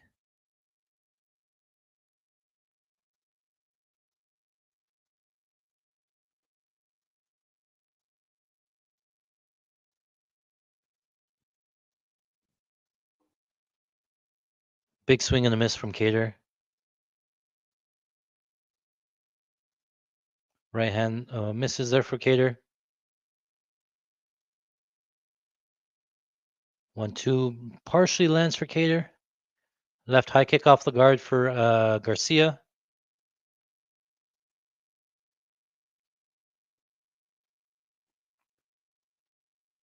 Cater missing on the left hand. Left hand jab lands for Cater. Left straight misses for Garcia. See a lot of striking here. Wheel kick to the body there for Garcia. Left hand lands for Garcia. Uppercut lands for Garcia. Oh, I love these strikes. More strikes, guys. Come on. Oh, right hand lands for Cater. Oh, left hand lands for Garcia. Now they're trading. Let's go. Now we're going to skyrocket on strikes. Left hand lands for strike. Garcia, we're picking up. A lot of feinting and moving from Garcia. Nothing landing yet. What is it? Oh, the live line's going 720. Cater needs a big moment. 430. We're watching this Garcia lines. If it ever comes down to pick 'em, or people start, if Cater at some point lands a shot, brings the odds down a little bit, then we'll try to free roll. If not, we took a half unit shot at 350 on a live dog. Garcia loading up.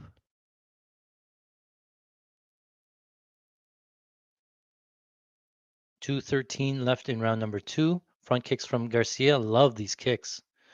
More kicks. High kick off of the guard. Oh, Garcia, a couple of rips to the body. Kick to the body. Should have had most significant strikes. Double jab, right, left hand there for Garcia. Oh, big left hand there for Garcia. Another left hand for Garcia. Right hand for Garcia. Left uppercut for Garcia.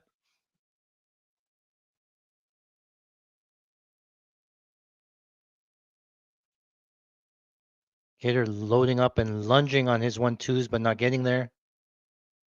Garcia looks pretty good on the feet.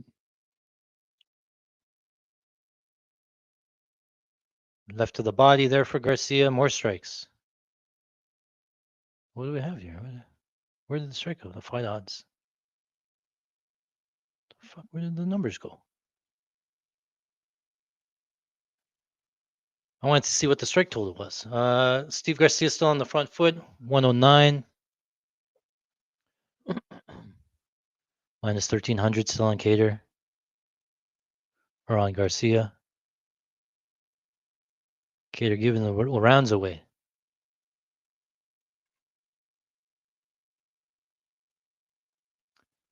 Yeah, so we played half a unit on Cater there. Now he's going to be down 2 rounds. Cater does look old. He just doesn't throw enough, right? And Garcia gets to dictate the pace. The finish only one.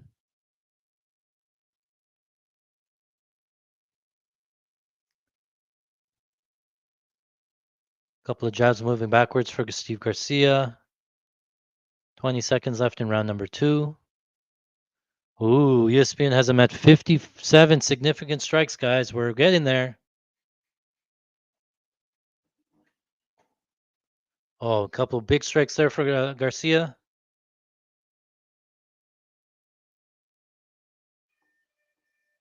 End of the second round. So they gave Garcia 22 strikes landed in round number 1. And we needed 40. I think we at least hit I think we're at least at the 40 mark. We hit the first leg of the takedown parlay or the strike parlay. Now we just need more and more and more. We thought, okay, so why did you live bet Cater? Okay, so we came into this fight knowing that Garcia was good in round 1, right? He has all these round 1 finishes. He's a big fast starter sort of thing, and that Cater would take over later, right? So it sort of went exactly as we thought it would go. At 350, you're taking the better technical striker against somebody that could slow down with the amount of volume that Garcia throws. If at any point Cater was going to win that round, that live odds would have come down on Garcia. You would have got Pick'em, and then you would have been able to arb off. Otherwise, again, you take a half unit stab plus 350. It's not a bad look. You're down half unit. We just risked 3, but yeah, we're off in round 3. We need some strikes, guys. Come on. Garcia's still on the front foot. I wouldn't mind the Garcia finish at this point because we have some catered decision only, and we had the over 1.5, so that's going to hit. So I actually want a Garcia finish here.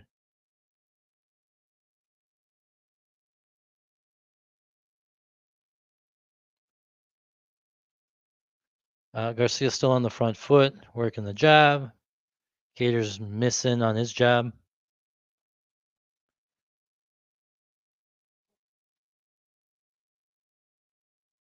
$4:15 left in round number 3. My clock and this clock is probably 9 minutes behind, 9 seconds behind. Garcia's still on the front foot, landing a couple of left hands. Can we get to 80 significant strikes, guys? 15 more. Oh, Cater Garcia with the rocked him. He rocked him. Garcia rocked him. Cater goes down. Cater trying to grapple now. Come on, finish him. Don't finish him. More strikes. Garcia trying to hold.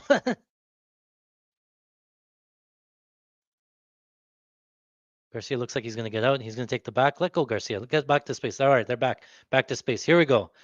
Zombie mode for Cater. Front kick, teep kick from Garcia. Left hand for Garcia. Right hand for Garcia. Uppercut for Garcia. Full zombie Cater. Let's go. Jab misses for Garcia. 1-1-2 off the guard for Garcia. Left hand misses. Right hand misses for Garcia. 1-2 off the guard. More kicks.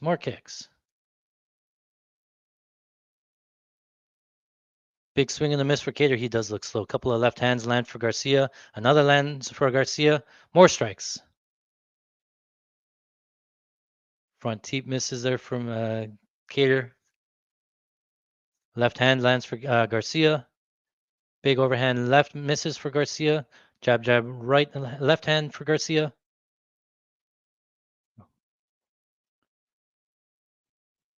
Oh, man, these strike numbers are going to pick up, man. 2 minutes and 20 seconds left in the fight. ESPN says 80 significant strikes. Let's go.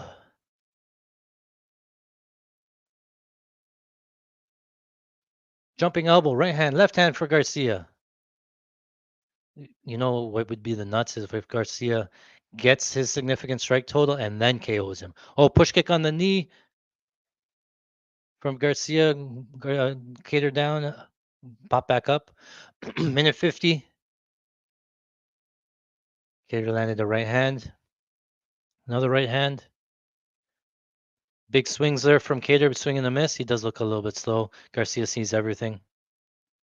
Oh, spinning back elbow for Cater just misses. 90 seconds left in the fight. Oh, nice jab there from Garcia. Kick off the guard. 1-2 misses there from Cater.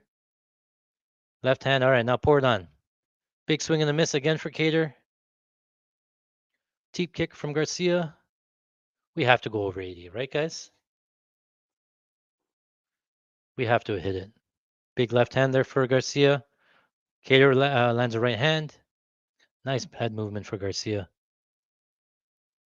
Oh, spinning back fist now. We're doing spinning stuff. Couple of left hands for Garcia. Come on. 50 seconds left. 1-2 for Garcia.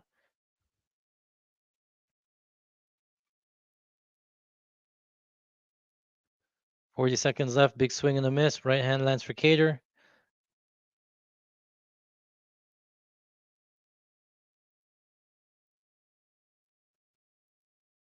Big swing from Garcia misses.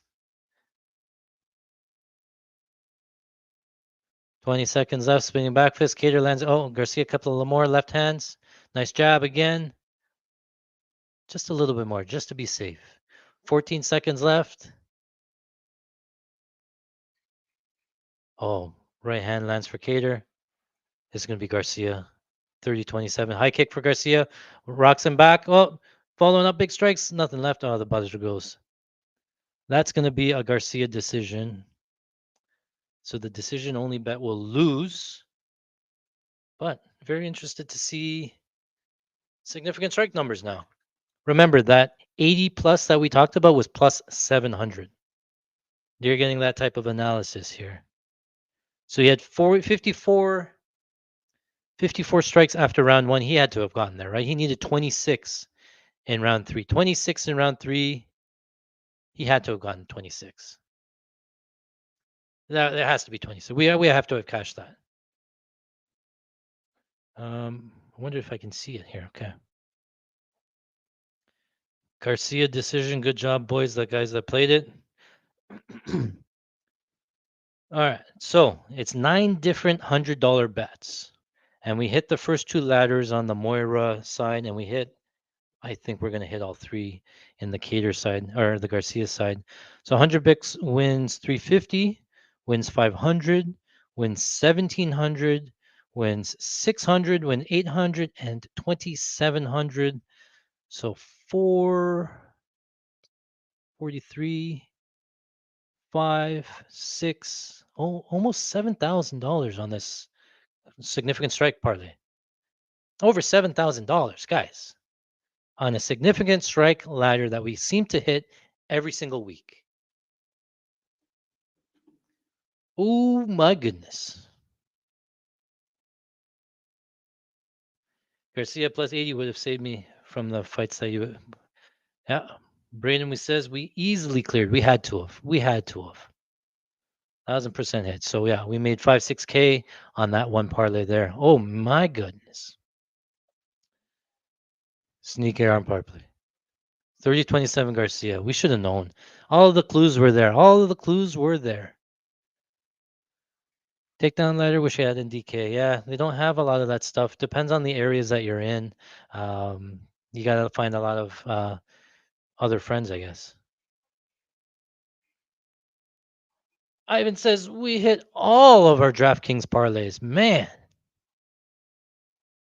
let me see what you're talking about because I'm curious too. We've been on fire. So the decision only Calvin Cater one loses. We lose the unit on that. We hit the over 1.5. That one's fine. Calvin Cater did not get most significant strikes.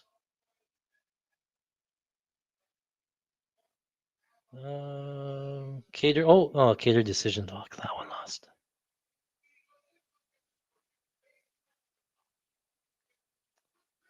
What else? We got some takedown parlays. Okay, Jake Matthews under 1.5 takedowns, that hit. Landwehr under half a takedowns, that hit. And Garcia under half a takedowns, that hit. So that was a good parlay there. $300 turns into 570. That was a win. Moira under 3 takedowns. I think that hits. Lane over 13.5 strikes. I don't think that hit. Teixeira is still live. Murphy over half takedowns. So that one's still live too. So yeah, I got a. Let's see, it was 600. So we won about 5K there. Loss on these ones. So we're cleaning up, guys. Yet another week. Landwehr under half takedowns. Didn't think he would grapple.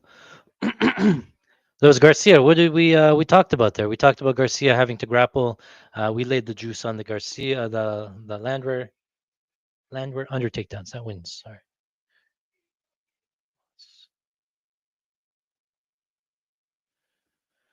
How did my guys in the chat do, guys? Are we cleaning up too? Is it just me?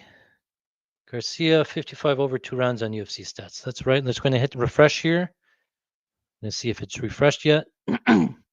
This is what happens. You just keep pressing F5, F5, refresh, refresh, refresh. But I think we're okay. Mark Coleman.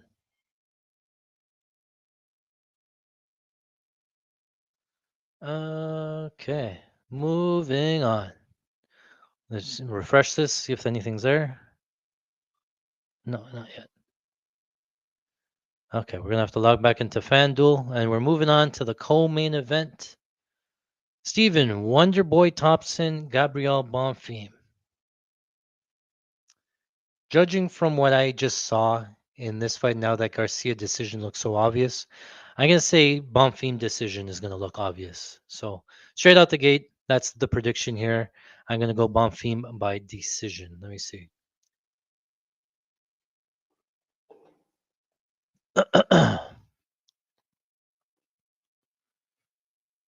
Actually, let me show you some stats here and tell you why. So Bonfim decision. Yeah, I think I think he grapples. I think he has to grapple. Stephen Wonderboy by Thompson. Okay, let me show you Wonder Boy's stat package here. 12-8 in the UFC. No wins by submission. Very rarely. 13% of his losses, he's fought 21 UFC fights. 13% of the losses were by submission, right? And he's fought some high-level guys. He's been in the UFC for a long time, right? Going to be your typical karate kickboxer. 90% of the strikes coming from a distance. Goes to the head at 79%. At 39% head strike accuracy. Pretty good for a kickboxer, right?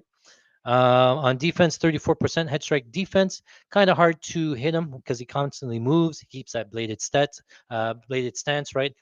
Very hard to hit clean because he's so well versed in kickboxing, right? And okay, he loses to Joaquin Buckley, but I think Wonderboy was winning that fight. If you go back and watch the Buckley KO and how he finishes him, Buckley literally jumps out of his feet in the air and then throws a flying punch. It's nowhere technical. It's like the only way that he could close the distance. He just dove at him and threw a right hand, landed and finished him in the end of the third round. Buckley hits hard. You think, oh, if Bonfim's going to finish or if Buckley's can't finish, Bonfim's going to finish. Like Bonfim's not a big striker, is big killer either, right? So yeah, all that to say, okay, so we'll get into that here. Just let me take a look at the striking, right? Similar with Cater, Wonderboy Thompson, his significant strike totals sort of trend up as the fight goes on. He seems to have pretty good cardio. His striking defense, he only absorbs 15 to 14 strikes per round, and been knocked down in all 4 rounds there. But defensive striking, he's pretty good, right? He's fought Joaquin Buckley, and Buckley knocked him down in round number 3. He fought Shavkat Rakhmonov. That one, I think he ended up submitting. Shavkat ended up submitting him. But those are the who's who. Joe Buckley, Shavkat, Kevin Holland, right? That one going to decision. Thompson ended up winning a decision against Kevin Holland in a striking match. I do think that Kevin Holland broke his hand early. I get that and remember that. But look, he fought Bilal Muhammad, who's a better wrestler than thing here, Bonfim. He fought Gilbert Burns. He went 3 rounds with Gilbert Burns on the feet, right? He fought Geoff Neal. That's a good boxer. So I think Wonderboy Thompson has seen better than Bonfim has, right? And Bonfim hasn't really had to fight the Wonder Boy style, where he has to close the distance. He has to get a hold of Thompson. Thompson does have pretty good takedown defense. He can be taken down. He can be controlled. Again, he lost the Bilal fight. He lost the Gilbert Burns fight. But don't get it wrong. They grappled him, but they didn't get any offense off on the grappling. They wasn't like, Wonder Boy was grasping for air. They were barely holding on to Wonder Boy, letting him get up. They didn't get any submission attempts off. He didn't really get any ground and pound off. So I do think that Bonfim can get on top with the grappling. I just don't think he's going to finish Thompson, right? So I like the over 2.5 rounds because Thompson's getting older in age. He's more light on your feet, pop, pop, pop, touch and move, right? And then on the Bonfim side, we just talked about how hard it is to submit Thompson. Bonfim has all of these front chokes, guillotines. He likes all that stuff, but Wonder Boy's not going to shoot and grapple. So where is he going to stick his net into a guillotine choke, right? So if Thompson's on the outside sticking, moving, I do think that Bonfim can grapple. He can win minutes from that. I think he can have bigger punch upside, win moments. So now that I'm thinking, what is Bonfim decision and did I play it? UFC. Oh, I must have fucking crushed something on FanDuel.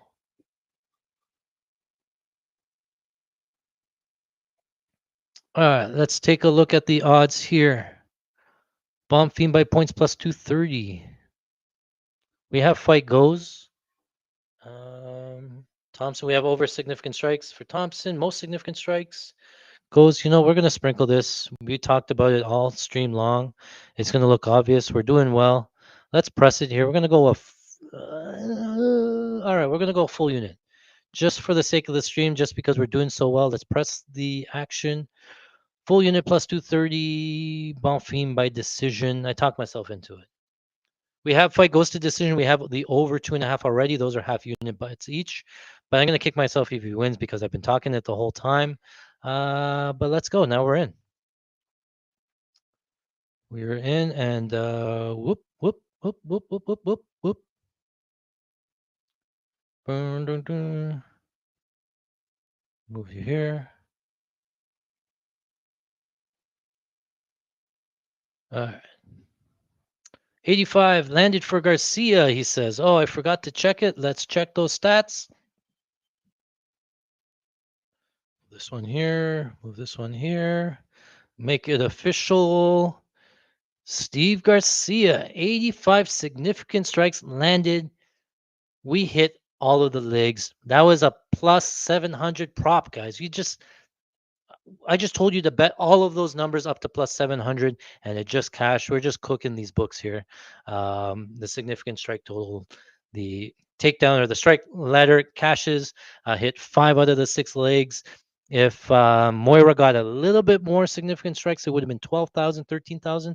That's what happened to us last week. We hit 5 out of the 6. It would have been a massive payday, even more than it was. So we're just cooking these guys fight after fight. What else? I don't think there's going to be a finish late.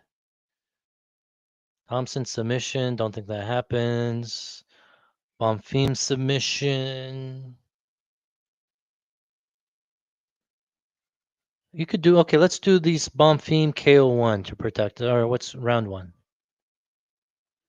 240. Bonfim round 1, 250.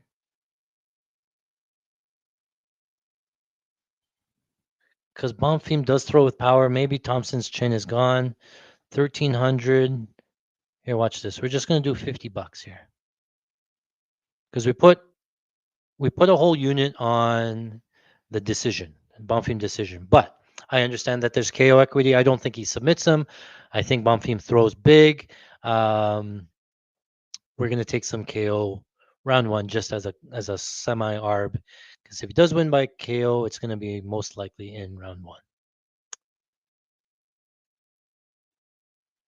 Set card says need over 2.5 for parlay. Any hedge ideas? So it depends if you're obviously if you're trying to arb off completely, then you would take the under 2.5 and you just be on your way. You can even take doesn't go to decision, so you get 2.5 minutes of a middle that you could try to look for. But I tend to make parlays, and I rarely arb off unless it's like crazy amount of money. So it really depends on the parlay. It depends on how much the money means to you. It depends on a lot of things. I don't always arb. I rarely do. Depends on the amount. So I can't tell you yes, no, don't do it. Do it. Depends on what it means to you.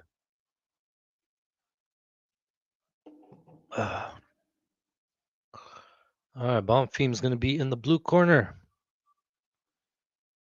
Thompson going to be in the red corner. Thompson.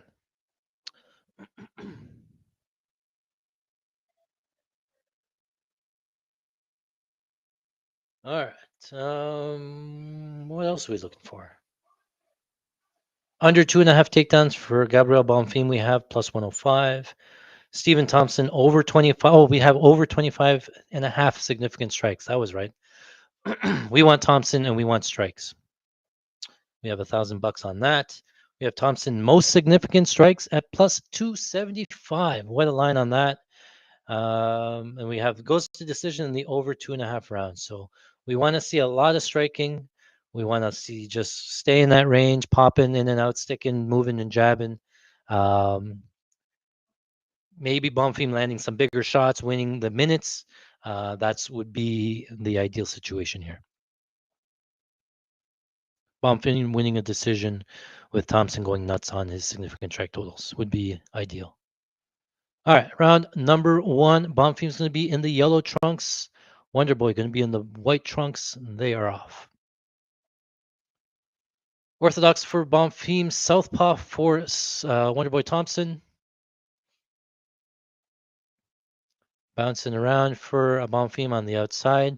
Thompson with his karate and bladed stance goes outside low kick early. One strike there. Another strike lands there for Bonfim. Couple of outside low kicks for Bonfim.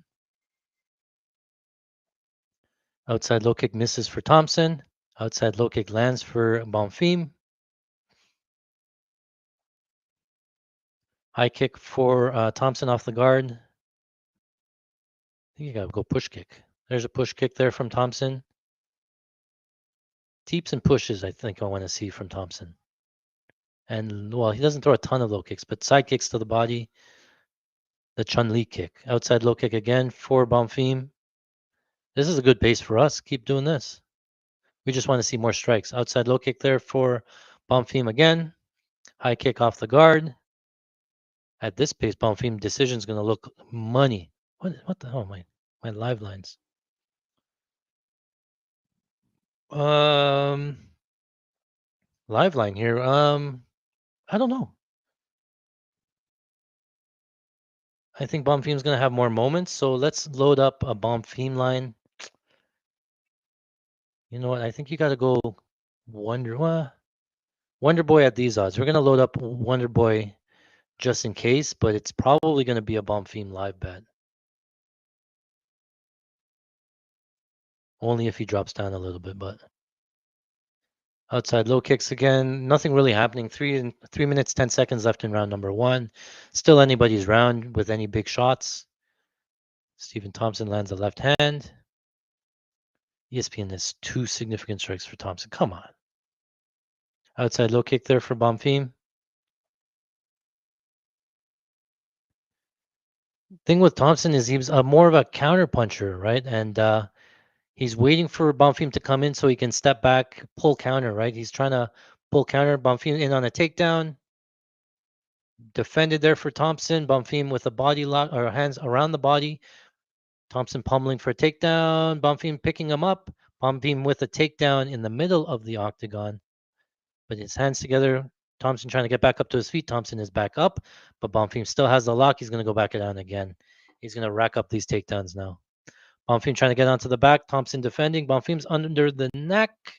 Oh, he's on the back, but yeah, Bonfim is on the back now. Uh-oh, he's on the back. Thompson trying to get him off. Thompson defending here so far. Bonfim on the chin. Thompson breathing through it. He's on the chin still. Thompson still breathing through it. Lots of time on the clock, man. He's squeezing out. No, he let it go. Bonfim let it go. He's a little bit high. Bonfim's out. Wonder Boy's on top. Bonfim's on bottom. 95 seconds to go. If you can take a one, no, Bonfim's going to get back up to his feet. Bonfim pushing back up to the feet, clinch in here. Thompson was never going to hold Bonfim down on the ground. Minus 1950 for Bonfim Lime, so we cannot take that. You still got to load up a Thompson at plus 950, but I don't think I'm going to get there. Not yet. I haven't seen enough. I do have to see Bonfim starting to slow down. There's a minute left in round number 1. Back out to space. High kick off the guard there for Thompson.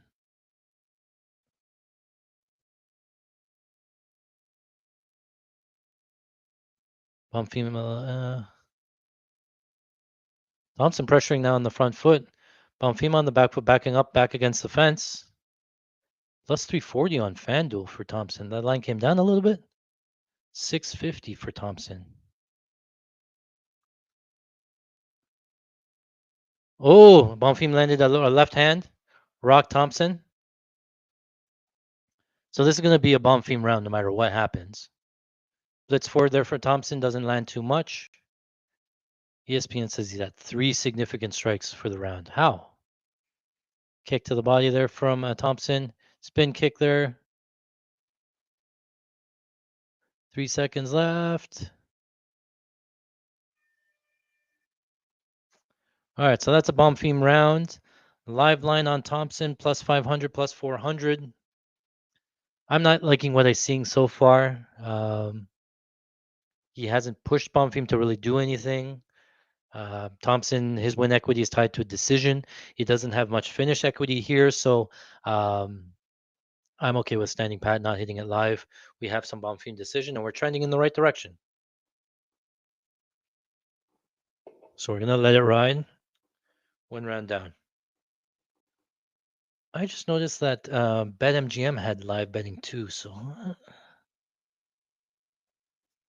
let me log in to MGM because they have method of victory. And you know what? If I have another out, I might as well take it. So I'm going to leave it Thompson. I'm not going to play Thompson, I don't think, live. Bonfim's going to be up around. Maybe something happens where Bonfim drops down to like minus 300. And then as long as he's upper in like 2 rounds, I don't know. But it's going to be Bonfim or pass.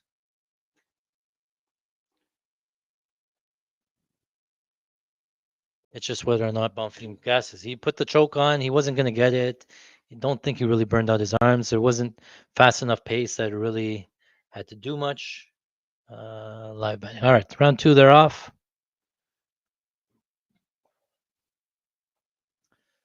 Same stances now. Thompson on the front foot, though. Outside kick there from Thompson.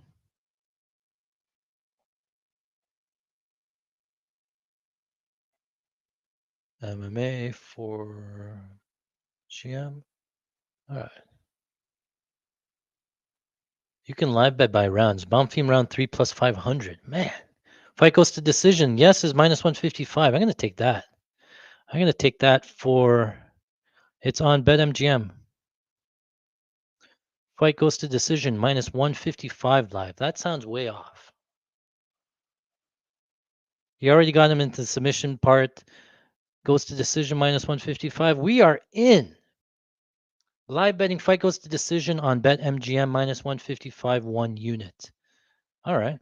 That was a nice bet.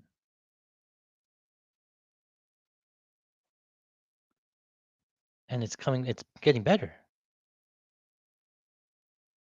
Bonfim's here holding Thompson up against the fence. I missed some of that. I was looking at the props. Bonfim holding Thompson here, still spinning back fist or spinning back elbow, misses. Back out to space. Bonfim minus 650 live. Outside kick there from Bonfim. High kick from Thompson. 1-2 lands for Thompson. What is Bonfim decision live? Plus 150. I got to take that. Bonfim to win. Oh, what did I do? No, they don't give you plus 250, 550, do they? Bonfim decision plus 150. 1 unit. $500 pays 12.7. It's 12.50. No way they're gonna give me plus 150. They gave it to me. I'm in. Oh my goodness. BetMGM Bonfim to win by decision plus 150. Played a full unit, $500. Now we're deep in it, boys. Side kick there from Thompson, but you know what? You go with your reads when you see them. You see a line that's off, you keep on pressing it. Yeah, Bonfim decision plus 150 on MGM. We just took it. That's a great line, I think. Oh, spin back kick for Thompson, misses. Gets back up to the feet. Bonfim in on a takedown here. Nice defense here from Thompson. Bonfim gets to the back, still standing, picks him up. Oh, does not. Yeah, he got the takedown. Bonfim takedown. Thompson back up. I think our under 2.5 takedowns is cooked for Bonfim because Thompson got back up.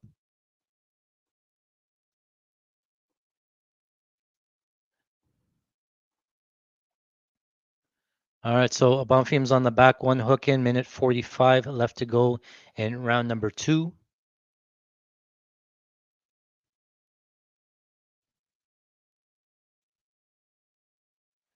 Holding the gloves 2-on-1 for Thompson, just stalling here on this fence. That's a ridiculous line. This plus 150. Look at this line. Oh, where'd it go? Plus 150, Bonfim decision. We're halfway through like 3/4 of the way through the fight, and he's up 2 rounds.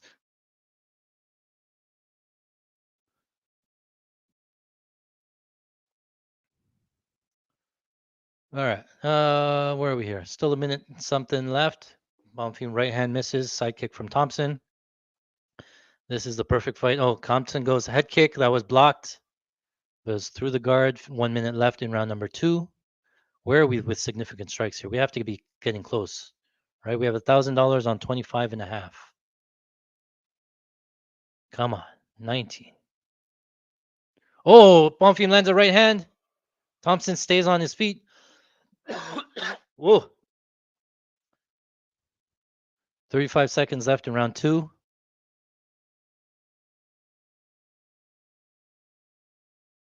Inside. Oh, left hand lands for Bonfim. Right hand follows up. Thompson's right back up to his feet, though. I think he was caught off balance, but it will count as a knockdown.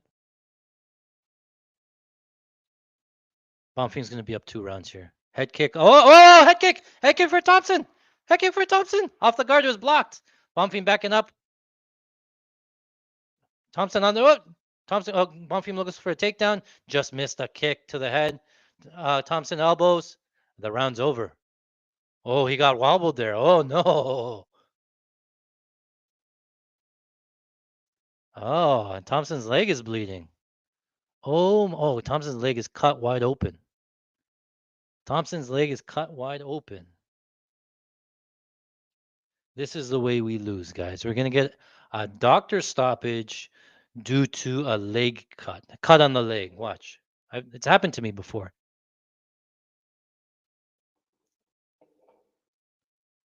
So Thompson goes inside. Look, oh, he got counted. He went stiff. That's a tough round, man. I think Bonfim still wins it. He knocked him down. Oh, he checked it big time. Ooh, it cut him wide open. It's like a 3-inch gash, 3 or 4-inch gash on Thompson's shin, lead shin. That round was close. I still give it to Bonfim. Bonfim legit landed a knockdown. I think Thompson threw a head kick. He blocked it, but it still went through the kick, and he was a little bit wobbled. I think you still have to give it to Bonfim. What do you guys think?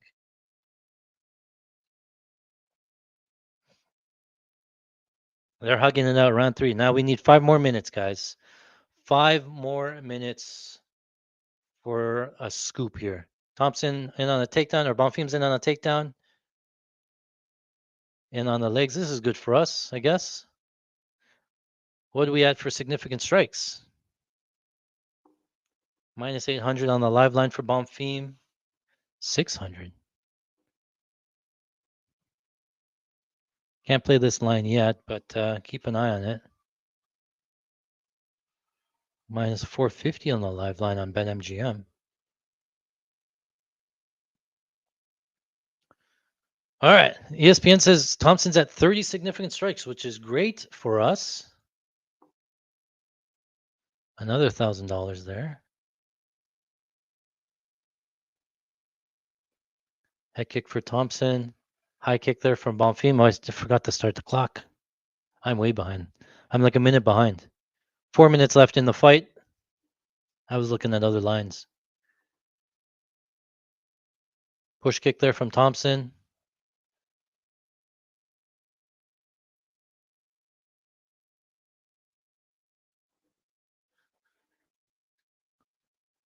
Ooh, big swing and a miss there from Bonfim. Bonfim on the front foot now.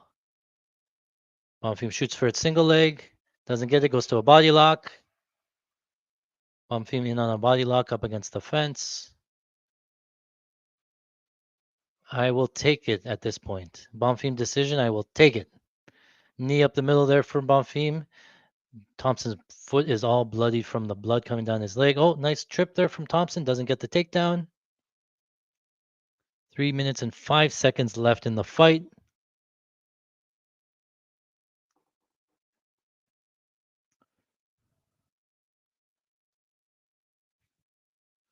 Very interesting live betting on MGM. I could have another out here.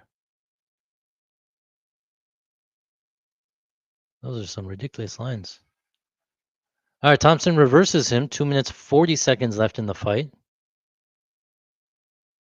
They break off. 236. We had the over 2.5, which just cashes. Over 2.5 cashes, plus 140. Thompson on the front foot, pressuring forward, side kick to the body, misses. Spin wheel kick just misses for Thompson. Woof. Nice jab there for lands for Bonfim. Pushes Thompson back. 2 minutes, 5 seconds left. Thompson outside low kick. High kick just misses for Thompson. 2 minutes. Oh, another head kick for Thompson. Uh-oh. But Bonfim's still on his feet. Did he eat that clean? I got to see the replay. It looked like he just ate a clean head kick. Oh, my goodness. Kick, another kick from Thompson. Bonfim in on a takedown again. 140 left. Gets another takedown. Bonfim takedown ladder would have been decent. Thompson gets back up to his feet, up to his knees. 90 seconds to go. What? Bonfim minus 230 on the live line on FanDuel. Really? He got down to that price? Was round 2 a toss-up? DraftKings still has minus 500. Why did I see 200 here? Bonfim still on the back. 310. I'm going to take some Bonfim live, minus 310. Oh, nope, didn't get in. It's the line. It was 2 something. I was like, what? Maybe the head kick. Maybe it's the big, yeah. 345. It's coming down. So Thompson thinks, I guess it comes down to round 2. Who won round 2?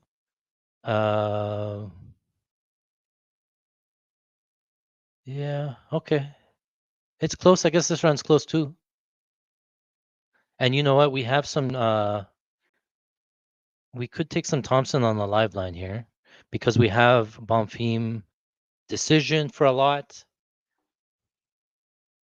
Oh, it's coming down. 150. What is Wonder Boy live here? 14 seconds left.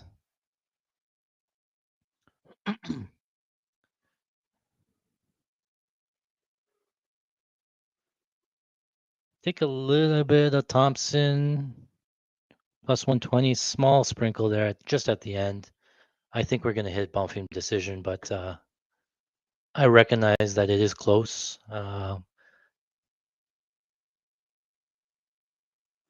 Thompson got his significant strikes, right? Had to have.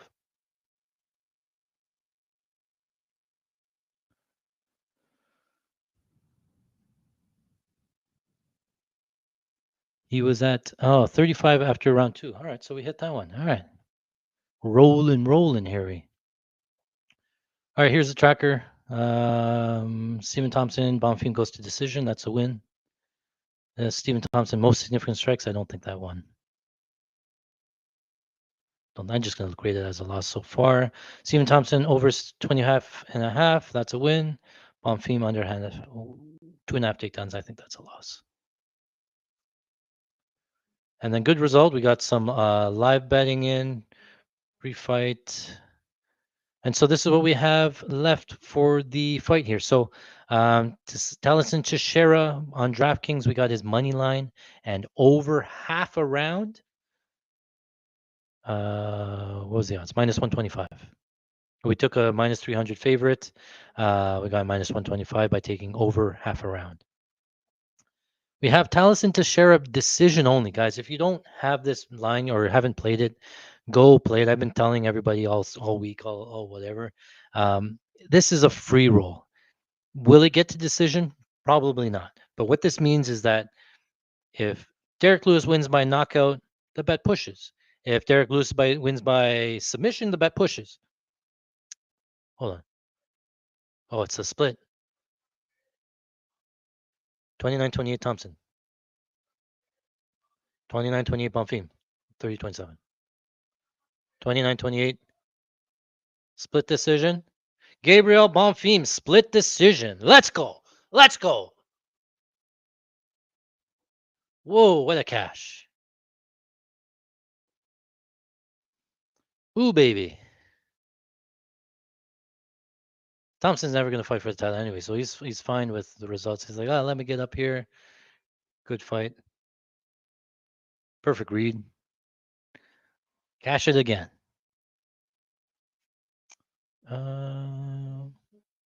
Man, it would have been good if he got significant strikes, I think.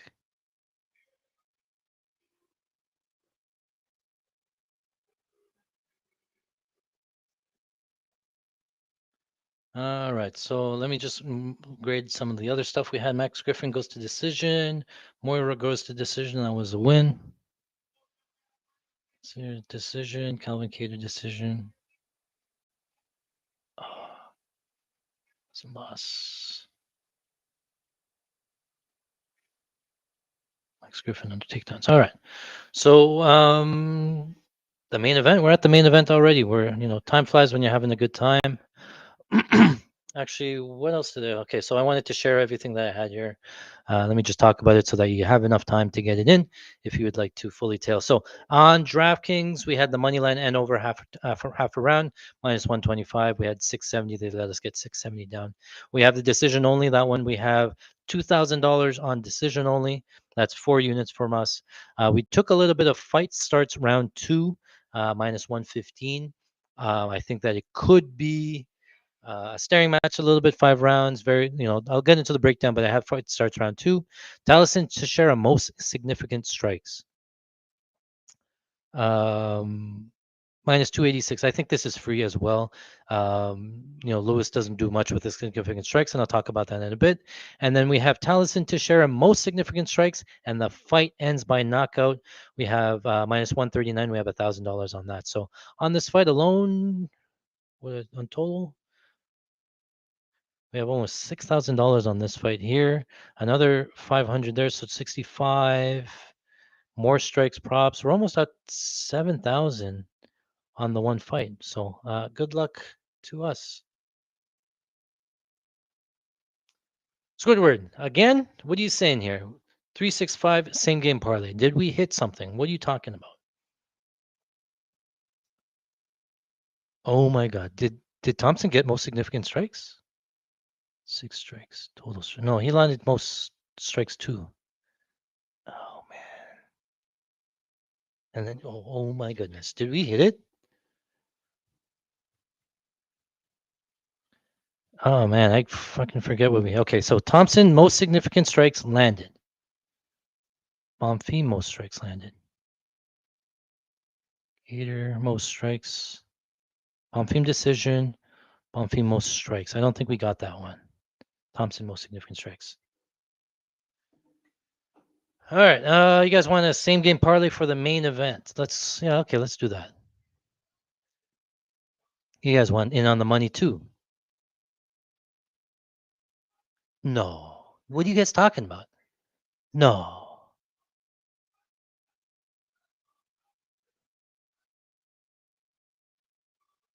55 total strikes. Thompson loses a decision. Oh my goodness. He got most significant strikes. Most significant strikes. We got it. We got it. I didn't think we got it, but we got it. Oh my goodness. Most significant strikes. Oh, that was $1,000 win there. $1,500 swing.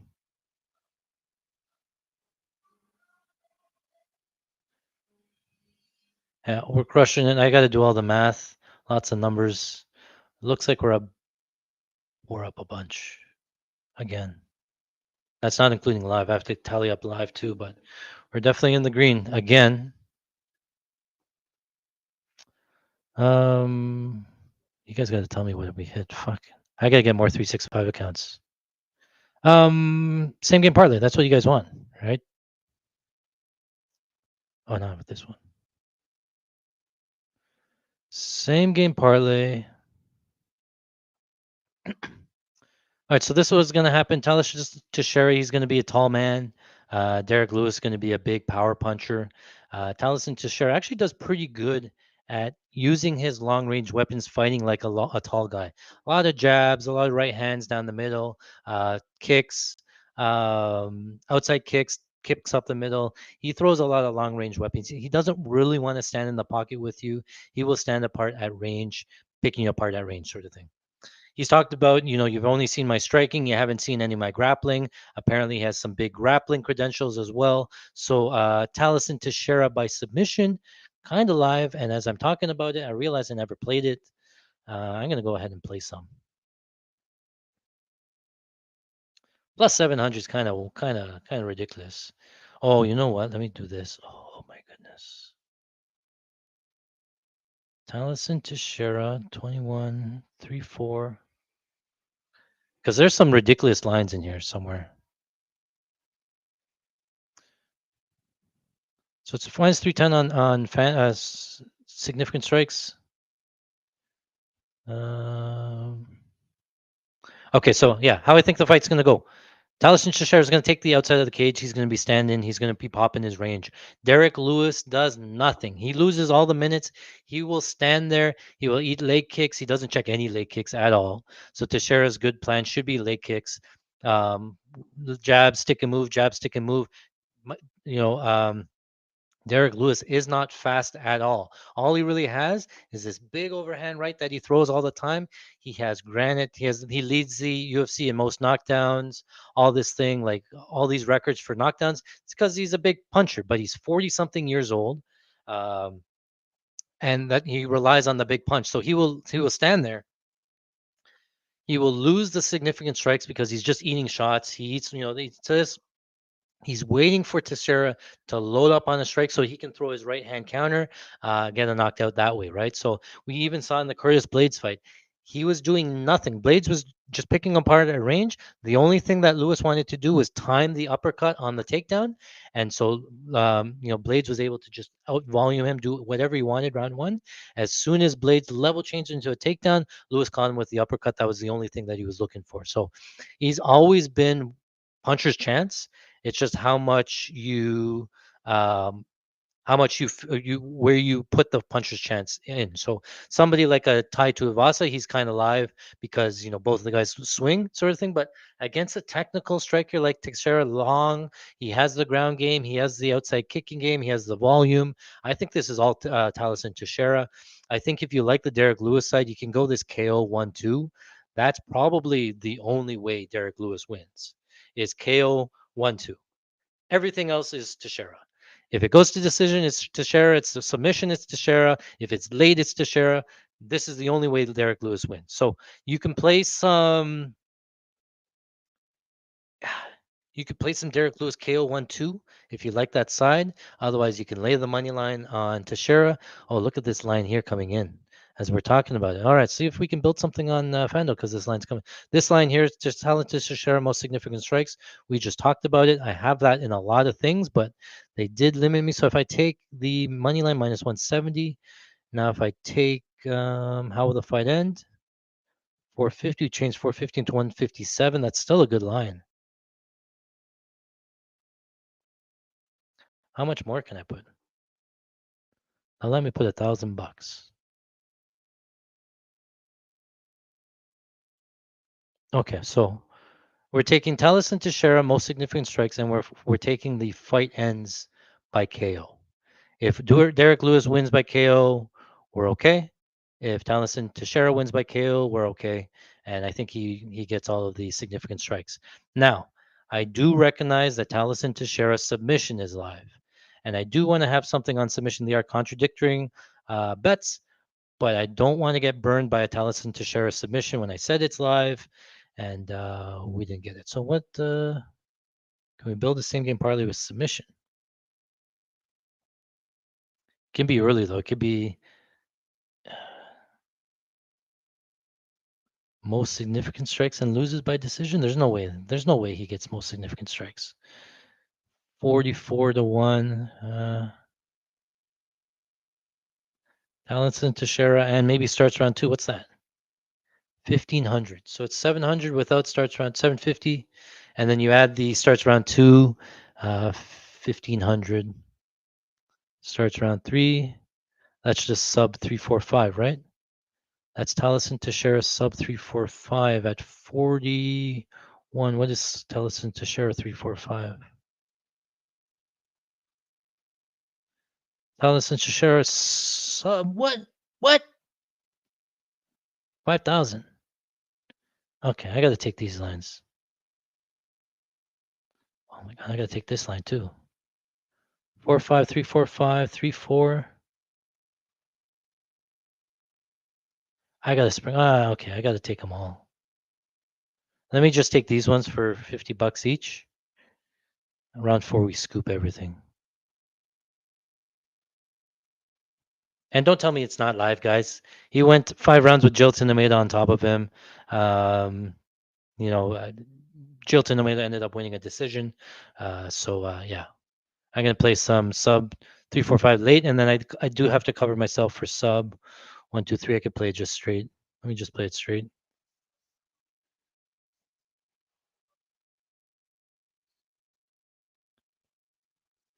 Plus 800. We'll do $100 as a semi-arb. Okay, so we took Talisson Teixeira submission because we're big on the ends by KO. I know you're betting both sides, but you're sort of getting one at plus 800 and you're getting one at pick'em. So they're sort of right, and you're pretty much covering everything, right? You're pretty much covered, other than a Teixeira decision and a Lewis decision, right? You have all of the Teixeira submissions, and you have fight ends by KO on both sides. Derrick Lewis is never winning a submission, so you've sort of played all the angles by doing this. And other than again goes to decision, but we don't think it goes to decision.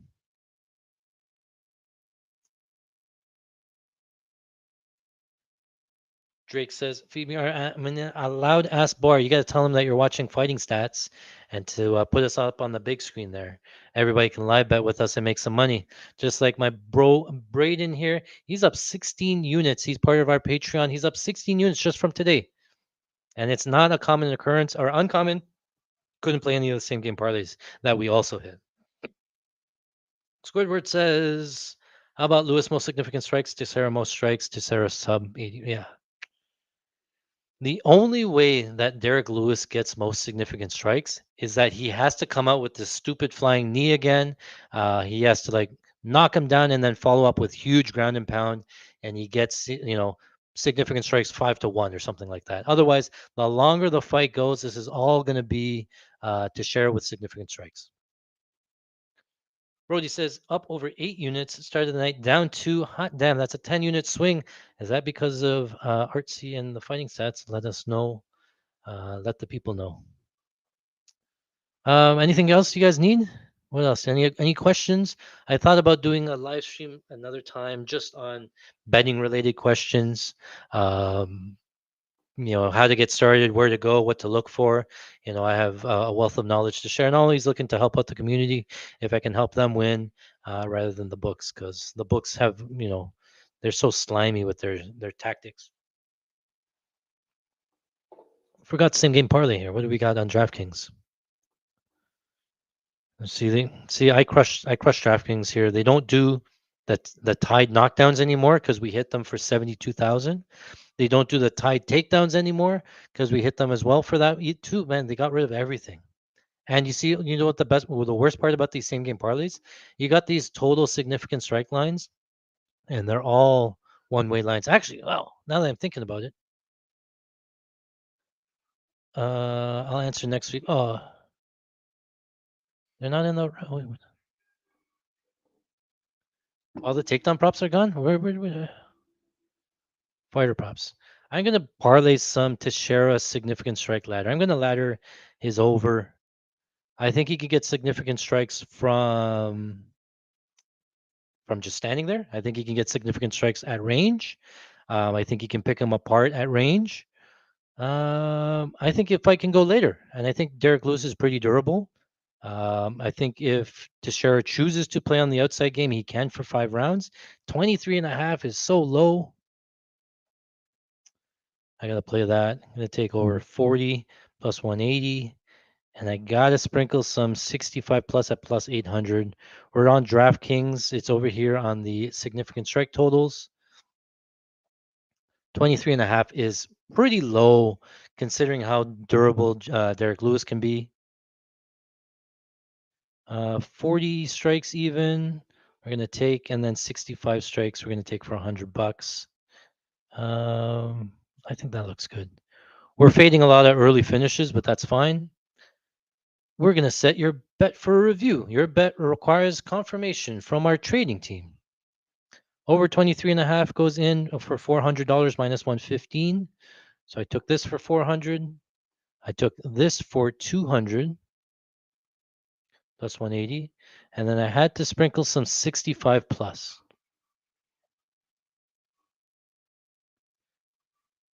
Derrick Lewis might let him get to 65 plus without doing anything.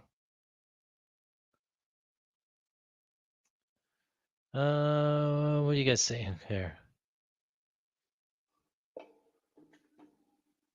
Muted here. Oh man. I've been muted the whole time, guys. My apologies. I'm so sorry. I'm back up on Jitsi. Thanks for letting me know. Sorry about that. I thought I had it open the whole time. It's just at the end or just now?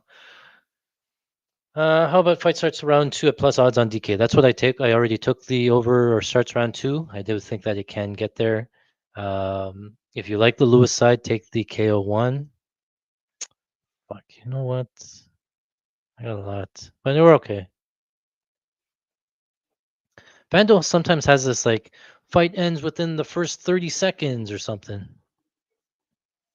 Where do these plus 2,000? Either fighter submission, no. Talisson to share in the first second. 2,900 for the first 30 seconds. What do you think? Last 2 minutes of the 5th round, not really likely. Oh, there we go. Let's take this 30 seconds. Derrick Lewis by flying knee. First KO, first 30 seconds. Remember, he did it to. Oh my goodness, I can never forget that fight against. Can never remember names though. De Lima, Marquicos De Lima. De Lima should have just pounded the leg kicks, but Lewis comes out and throws a flying knee, and then crazy meme finish here. So maybe he does it here. Maybe we'll just sprinkle a little bit. KO first 30 seconds. I've seen crazier. Derrick Lewis in the last 30 seconds around 5. That's never happening. Plus 300,000 or 30,000. Submission first. Teixeira last 30 seconds of the round. No. Either fighter in the last 30 seconds. No, okay. Nothing else there. So we'll just wait. I don't like continuing to press, but we did take some significant strike totals. Oh, takedown numbers here, not bad. Plus 600 for 2 plus takedowns.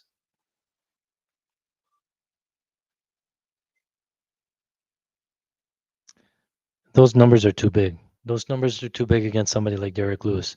If you had to fight Derrick Lewis, the guy with the most takedowns or the most knockdowns in UFC history, what is your game plan against Derrick Lewis? Is it going to be to stand and strike with him? or is it going to be to take him down, considering that you've been training BJJ since you were the age of 6?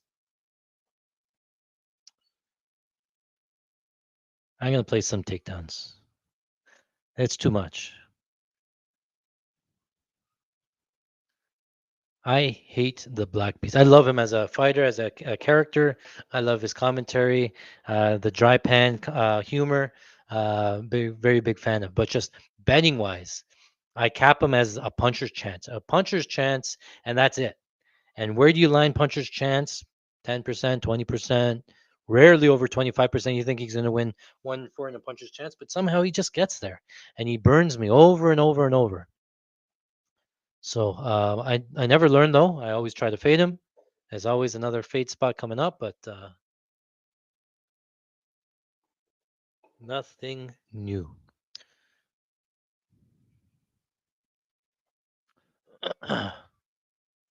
God says going live next week. Unfortunately, I cannot. No, I do have some prior commitments that we are going out, having a fun time, and so I will not be able to. I don't even know if I'm going to watch it, but I will be out and about. Will not be able to stream, unfortunately. You guys are on your own. Cars are stacked. Yeah, I did start actually taping it. I do have a bunch of plays already for next week. A couple of money line plays and a couple of nice fights there. I don't mind. All of that posted to Patreon. So if you do want to see some of those bets that we played, you can find them over there. Let me set up my screen. All right, so they're in the octagon location. What? Now BetMGM says, hey, we don't know where you are. Download a plugin. What? I've been betting the whole time. All right, round number 1. I think Lewis is in the red corner. And Tex is in blue.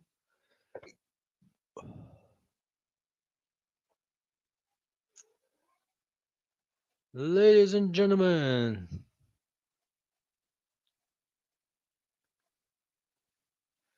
we're down to the main event, making sure that I'm logged in everywhere. Oh, I got some takedowns in. So I'm looking for Teixeira strikes.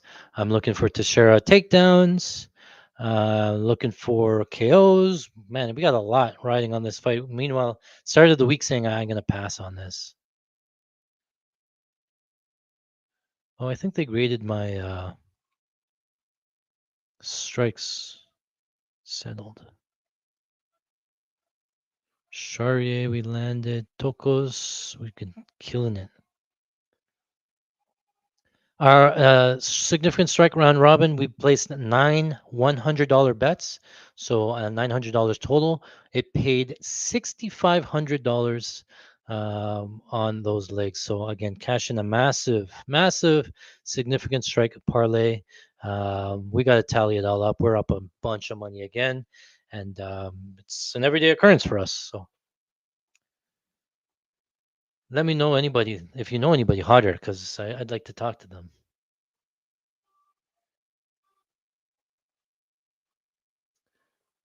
Go, crowd's on Lewis's side. I will say, Lewis looks like he's on some medicine or some vitamins here.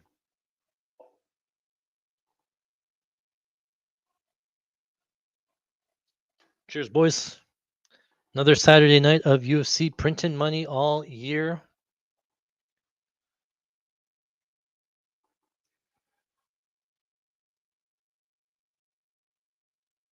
The next week there's it's Max Holloway versus Dustin the Diamond Poirier.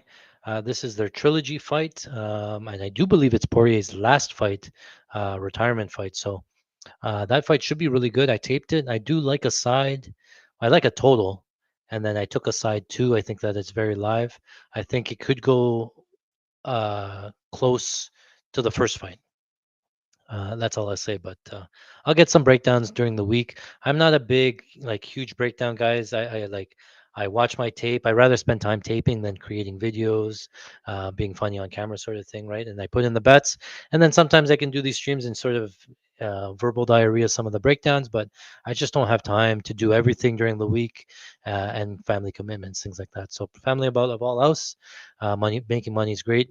And but yeah, we're here. We're here making money. We're live betting. We're at the Derrick Lewis main event. Logged in here, logged in there, logged in here.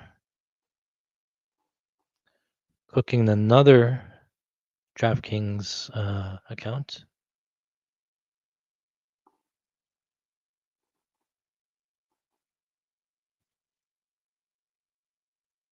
All right, round number 1. They are off. Teixeira in Orthodox, Derrick Lewis in Orthodox. Teixeira looks 10 weight classes bigger. Holy smokes. Jumping high kick from Lewis hits the shoulder. Oh, Teixeira landed a jab. It stunned him. Derrick Lewis already covering an eye. Derrick Lewis loading up on big right hands. Oh, we're not going to go. Oh, Derrick Lewis with a knockdown. Oh, my goodness. Derrick Lewis going to finish him. Oh, this is what I'm talking about. The 7-3. This is what I'm talking about. The referee, get out of there. Oh, he's getting rocked. Derrick Lewis getting back up to his feet. He's grabbing the fence, ref. Oh, he stopped it. Derrick Lewis, round 1 KO in the first 30 seconds. Holy shit. Wow. That's how we lose. That's how we lose the significant strikes, is exactly how that happened. He just comes out, he blitzes forward. Oh, that one hurt. And the pants came off. Derrick Lewis, I cannot bet this guy. Do not let me bet Derrick Lewis fights anymore. He just has dynamite in his hands.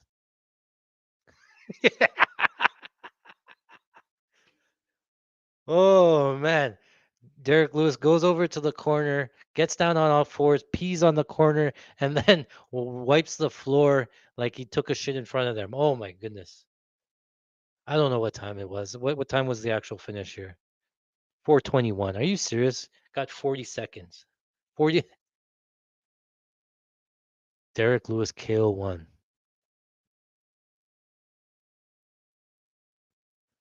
Some things are obvious in life, and I didn't play it.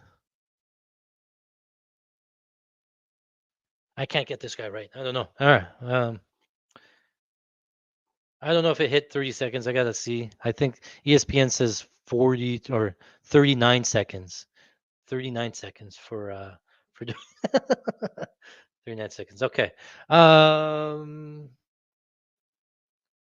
to go from here? All right. So again, we're up big over the night. I do have to calculate all of the losses there as well. We had $21,000 in bets. We've been killing it profit wise. So I'll post a final tally of what that looks like. Profit charts a little bit up and down. Again, as always, you can find all of our bets over on patreon.com/fighting stats. Again, at Fighting Stats, we have exclusive UFC stats not available anywhere else. It really does help with the breakdowns, with the analysis, things like that. So coupled with the tape study, coupled with everything, it's no wonder that we're just killing it with the bets. And the reads are there sometimes. Just the bounces don't go our way. But again, we kill it. As always, my name is Artsy. You can find me on Twitter at Mr. Electrocute. Otherwise, I'm Fighting Stats everywhere else. Let me know how we did. Let me know if you like this type of content, if you want me to keep going. Things like that. But again, I appreciate you guys hanging out with me on a Saturday night. Hopefully, you guys made some money, especially live betting. I think we had everything live on the stream. We hit a couple of nice plays there as well. So, follow, let your friends know all that stuff. Very hard to find somebody else more in tune with UFC than myself. There are some very sharp minds out there, but we're all at the top. It's very hard for us to make money. So keep an eye out for me. Again, I'll be looking out as always. Let me know. And we'll go from there. It's midnight here, so I'm going to get some food. I didn't finish my dinner, but again, all the best. And signing off, all the best. Thank you.